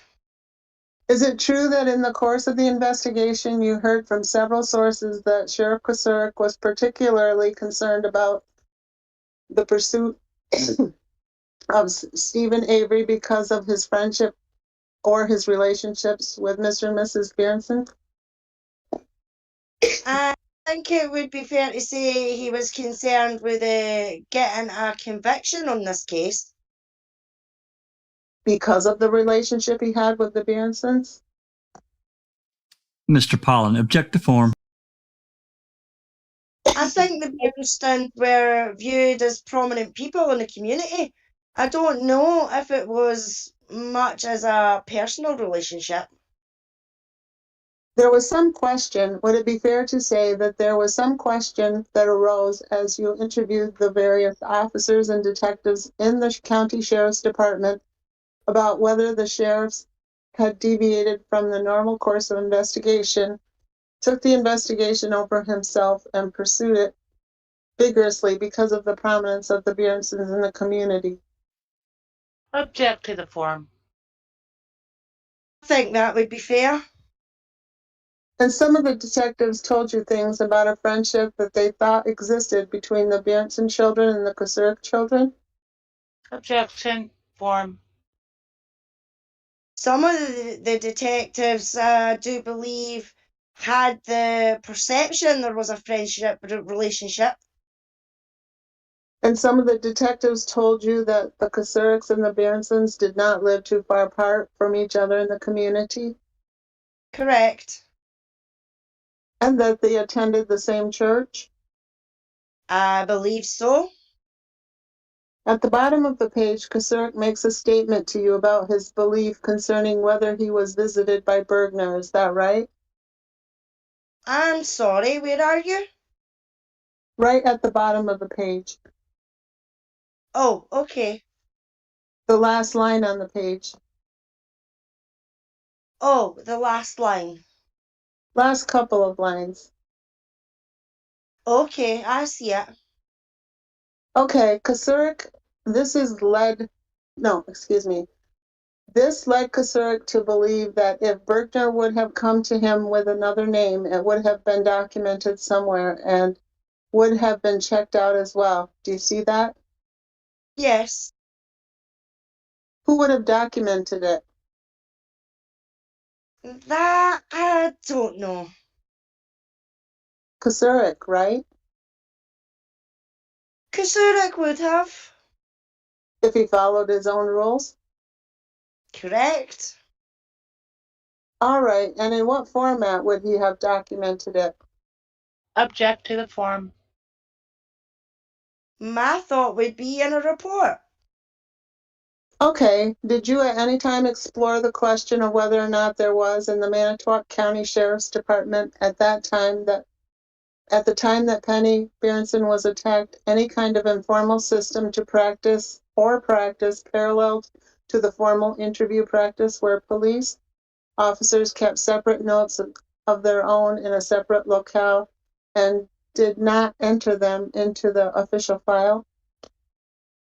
No, we did not. You know that the practice has been engaged in by some police departments at some times?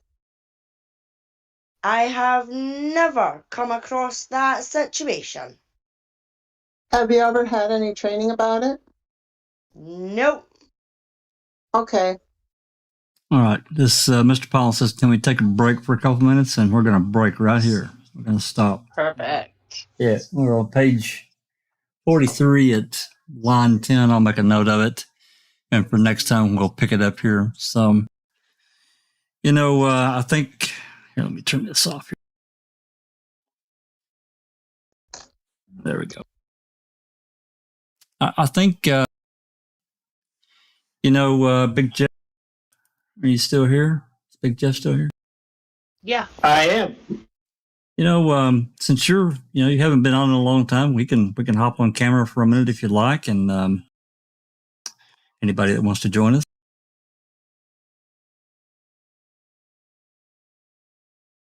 Hi, Jeff. There we go. Silky.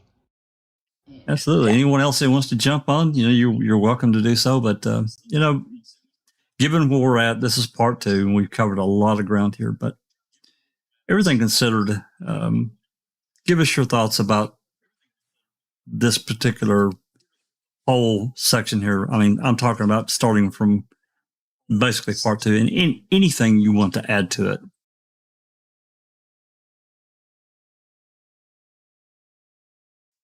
That's you, Big. You're muted. Thank you.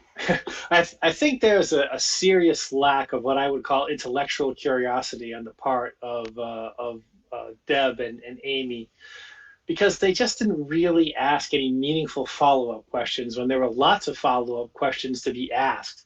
For example, the most ringing one to me is the how they ever came up with the story that Gregory Allen was on probation. And why didn't they follow up to figure out, okay, well, you thought he was on probation, so this is either an outright lie or you got this information from somewhere. Why not dig into this question a little bit to figure out, what happened, right? And this whole theme echoes throughout the whole deposition. Did you guys ask this question? Did you guys ask that question? Did you guys follow up at all? Did it stimulate your curiosity any as to why this was the case? Did you do any more investigation about it? No.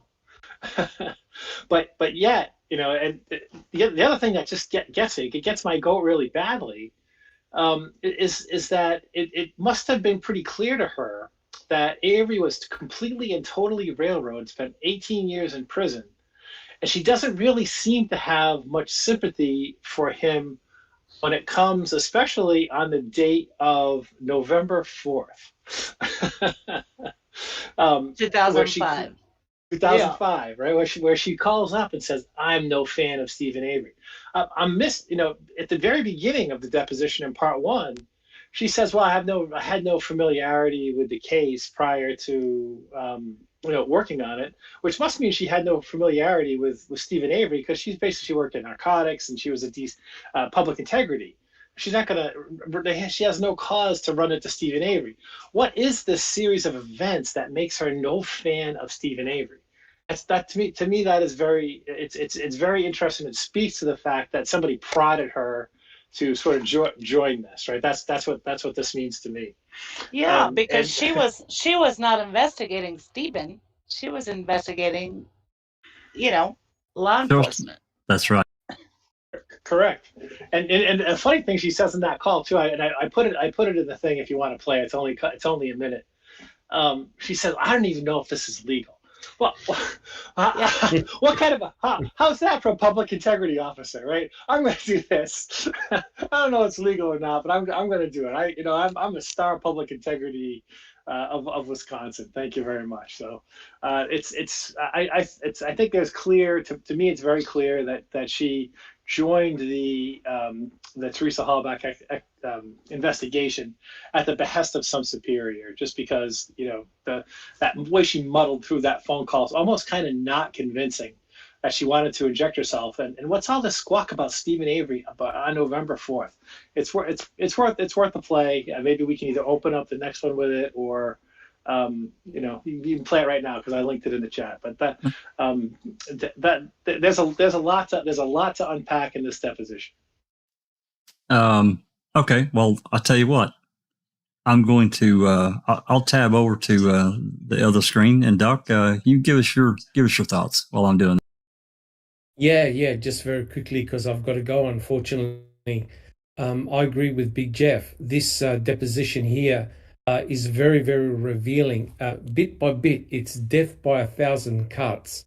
And that's why I believe that she felt under a lot of pressure herself, because she felt that she was being grilled as well. She would have felt very uncomfortable also grilling the detectives and asking them all these potentially very embarrassing questions. But what was revealed, and it's quite obvious, is that both Kosarik and Vogel did a coal burn. They did a coal burn. So you could clearly tell that, okay, if Kosarik and Vogel had received this information, the information about Bergner, the information about the women in the DA's office saying, I think you got the wrong guy, Gregory Allen better suits the MO, right? And she had to admit that they would have normally have written a report. No reports have been written. So hence, you can have plausible deniability, which is what Kosarik would have exactly said. Well, there should have been a report. There isn't any report. So nothing is committed down to report. So in effect, the most damaging evidence that both Kosarik and Vogel were pre-warned, pre-informed, never made it to paper. But here's the ultimate question that we must not forget, and I believe this is important. maybe Sunshine Christina can comment on it. And that is, when Gregory Allen was arrested, what made him tell the jail officer or whoever was in the jail, I think you've got the wrong guy who was arrested for attacking Penny Bernstein? Was it the ultimate payback by Gregory Allen to embarrass Vogel and Kacerik? Because remember, this precipitated the phone call by Colburn, which didn't get acted upon, and Colburn had to write the report the day Stephen got released, and that report got put in the safe. Yep. So the ultimate question must be asked, are you trying to tell me that Gregory Allen suddenly grew a conscience and told his jailing officer, there's the wrong guy that's been arrested? Was it to ultimately embarrass Kacerik and Vogel? Because that's exactly what happened years down the track. So just think about it carefully. Would Gregory Allen, who's a serious sexual offender, suddenly admit Spontaneous admission.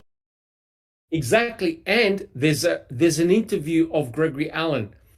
Remember, I forgot where I saw it, but Gregory Allen directly looked at the camera and said, I never did anything to Penny Bernstein. So he never admitted, he has never been charged for the sexual assault on Penny, yet had the gumption to tell his arresting officer, there's a wrong guy who's been arrested for what I did. Just think why Gregory Allen had done that. Interesting. That is an interesting question. I never thought about it on those terms. That's for fascinating. Him to, fascinating. It is. Yep. To spontaneously admit that he did something. He never did that before, as far as I know. Because if we're saying that he had dirt on Kacerik and Vogel, he now checked in his check. He now checked it in. Goes, right, you arrested me. I'm going to prison forever. Okay, I'm now going to come up with an admission that's going to directly embarrass the sheriff and the DA. And that's exactly what we get in the depositions, as Big Jeff has alluded to. That's very, very interesting. Yeah. I've got this not pulled until up. Years later. No, not until years later, but still. Ultimately, yeah. Yeah, that's right. And there's no record of it. And there's no documentation on the Green Bay side of that. That's what I find interesting. Did DOJ go and pilfer it? Did they never document it? I mean, you just with the way they have conducted themselves in the cases that we have reviewed, one has to think that they're not afraid of removing evidence that doesn't show them in a favorable. Interesting. I got this pulled up. Even a little. I'm going to play it. If you're here in Discord, you're going to have to unmute YouTube for a moment. Play this as a rebuttal. County Sheriff's Department. Yes, my name is Deb Strauss. I'm a special agent with the Division of Criminal Investigations. Mm-hmm. And the only reason I'm calling is I've done some past investigations on Stephen Avery. Mm-hmm. And I'm watching the news and I'm seeing his name come up. Mm-hmm. And I'm wondering if there's anything I can offer to help you guys. How do you spell your last name, Deb? It's S as in Sam, Trauss. And I'm a special agent with DCI, out of our Appleton office. And the other thing, and I don't even know if this is within my realm of authority to even offer, but I'm not a big fan of Steve Avery. If there's even something technical assist that our agency has that would benefit you guys. Well, right now everybody is gone. Okay. I can put you through to Investigator Wiegert's phone. He will be coming in tomorrow. If you want to leave your name and where you're from and your phone number, okay, and a short message, then if you need to, he could call you back tomorrow. That sounds fine. Okay. need to, in good conscience, at least pick up the phone and make the call. Okay, just All right. 1 second. Say, Mm-hmm. Yeah, there you go. I'll tell you what's remarkable about that to me. She And had done this investigation at the end of 2003, right? And had found out that there's no doubt that they set Stephen up. I mean, from everything she learned, it's obvious. And then her deposition is in 2005, not long before, and it was before Teresa was killed. So she says, I've done some investigations into Stephen Avery. So when was that? exactly. What investigations are those, and why does she dislike him? She knows this poor guy was set up and spent 18 years in prison.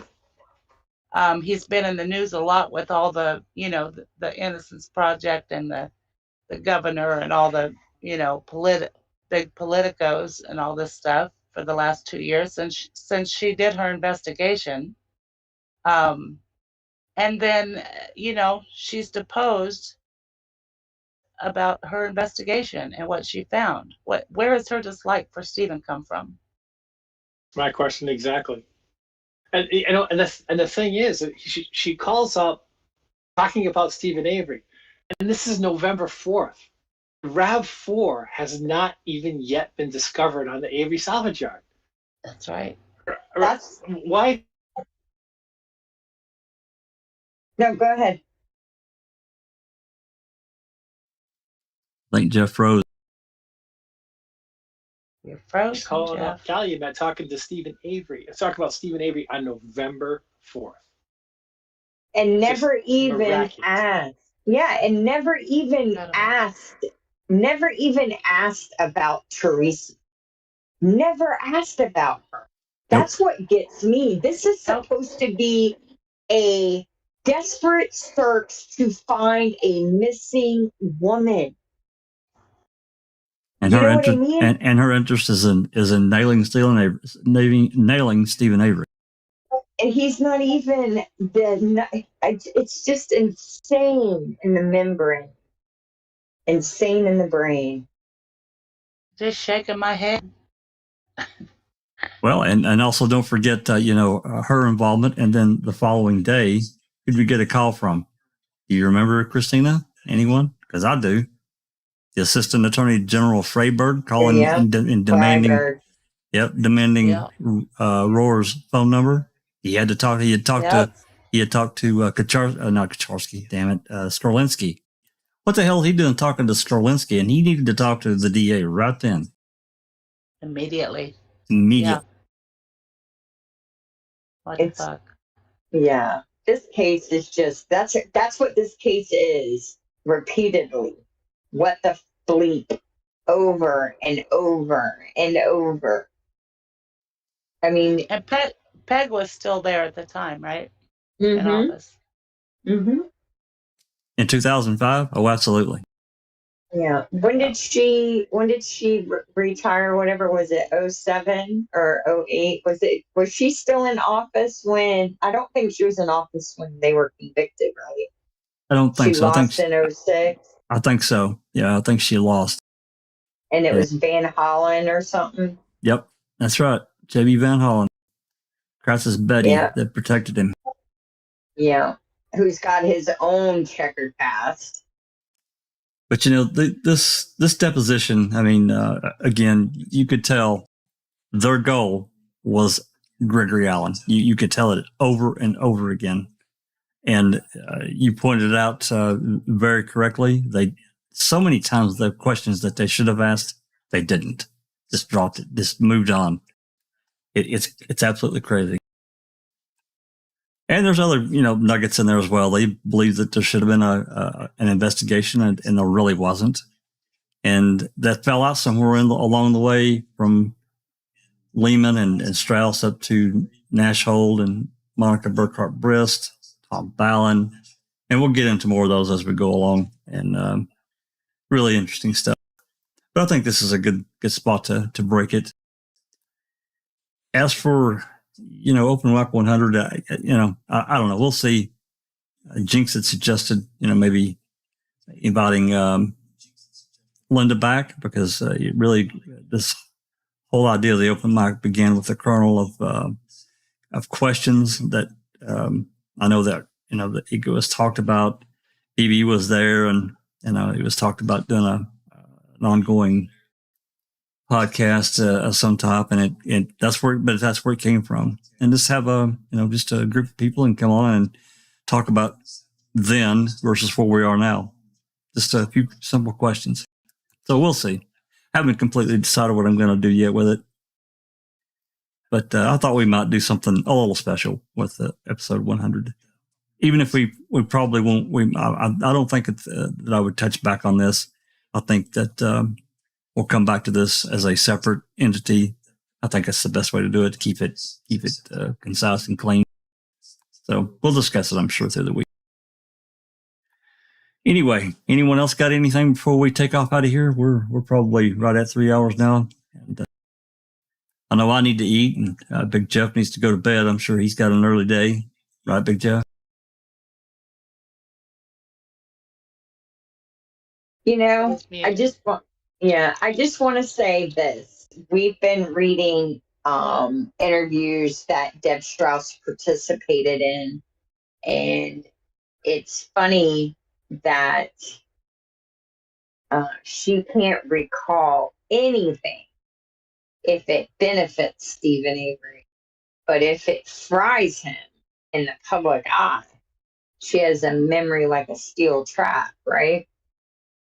And it just goes to show that I don't think this, this oath to tell the truth, the whole truth, and I think it's very clear that they do what they need to do when they need to do it, when it serves their purpose. If it doesn't benefit law enforcement, they're not going to be honorable and full of integrity, even if it would benefit society or potential future victims. And I think that says a lot about the state of our justice system. Certainly, and certainly that covers. There's so many cases they're just constant now. I mean, there's a whole cottage industry of the various TV shows, dramas, docudramas, podcasts. They're just it just opens such a floodgate. And a lot of this started with Serial, with the undisclosed podcast, which is excellent. Mm-hmm. And it's I've just been listening to one of their other cases today while I was working. Yeah. Oh, and undisclosed. Yeah, really they cover some other ones. There was actually what I was going to listen to at some point if I get a minute. There's also a book that I don't remember, because I've got a subscription to Audible, and you get one free chip or coin per month. But there was a book I picked up called Mindhunter, and I've never listened to it. It's pretty long, actually. It's like 15 hours. But I thought I'd like to listen to it because I really like the series on Netflix. And there's another one that Doc was talking about yesterday on Reading with the Crew. It's not the book that he talked about specifically, but there's an actual book that these same people wrote. I picked that one up on Audible as well. And I think it's 9 or 11. I can't remember exactly how long it is, but 9 or 10 hours, something like that. I definitely want to listen to that as well. So anyway, we're a little over 3 hours, actually. We actually read a pretty good passage there. I want to thank Alice and Cherie for reading tonight and carrying the water on that. Some really great discussion. Really want to thank Big Jeff for coming. Always invited, anytime. Certainly open to other subjects for the open mic. And if we can get something that people are interested in, get whatever research that we need to get to spur a discussion, that's certainly welcome as well. So Thanks, Big Jeff, for It was coming great along. to have you here. It was. Great to have you here, Jeff. Yeah.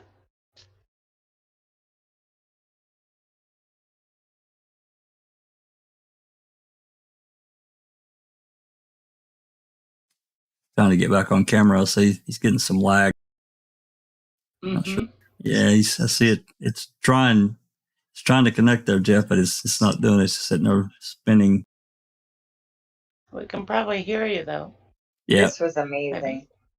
Yeah, it's a great podcast. Great live. He's unmuted, but I can't hear him. Must have a cow on the road up there where you.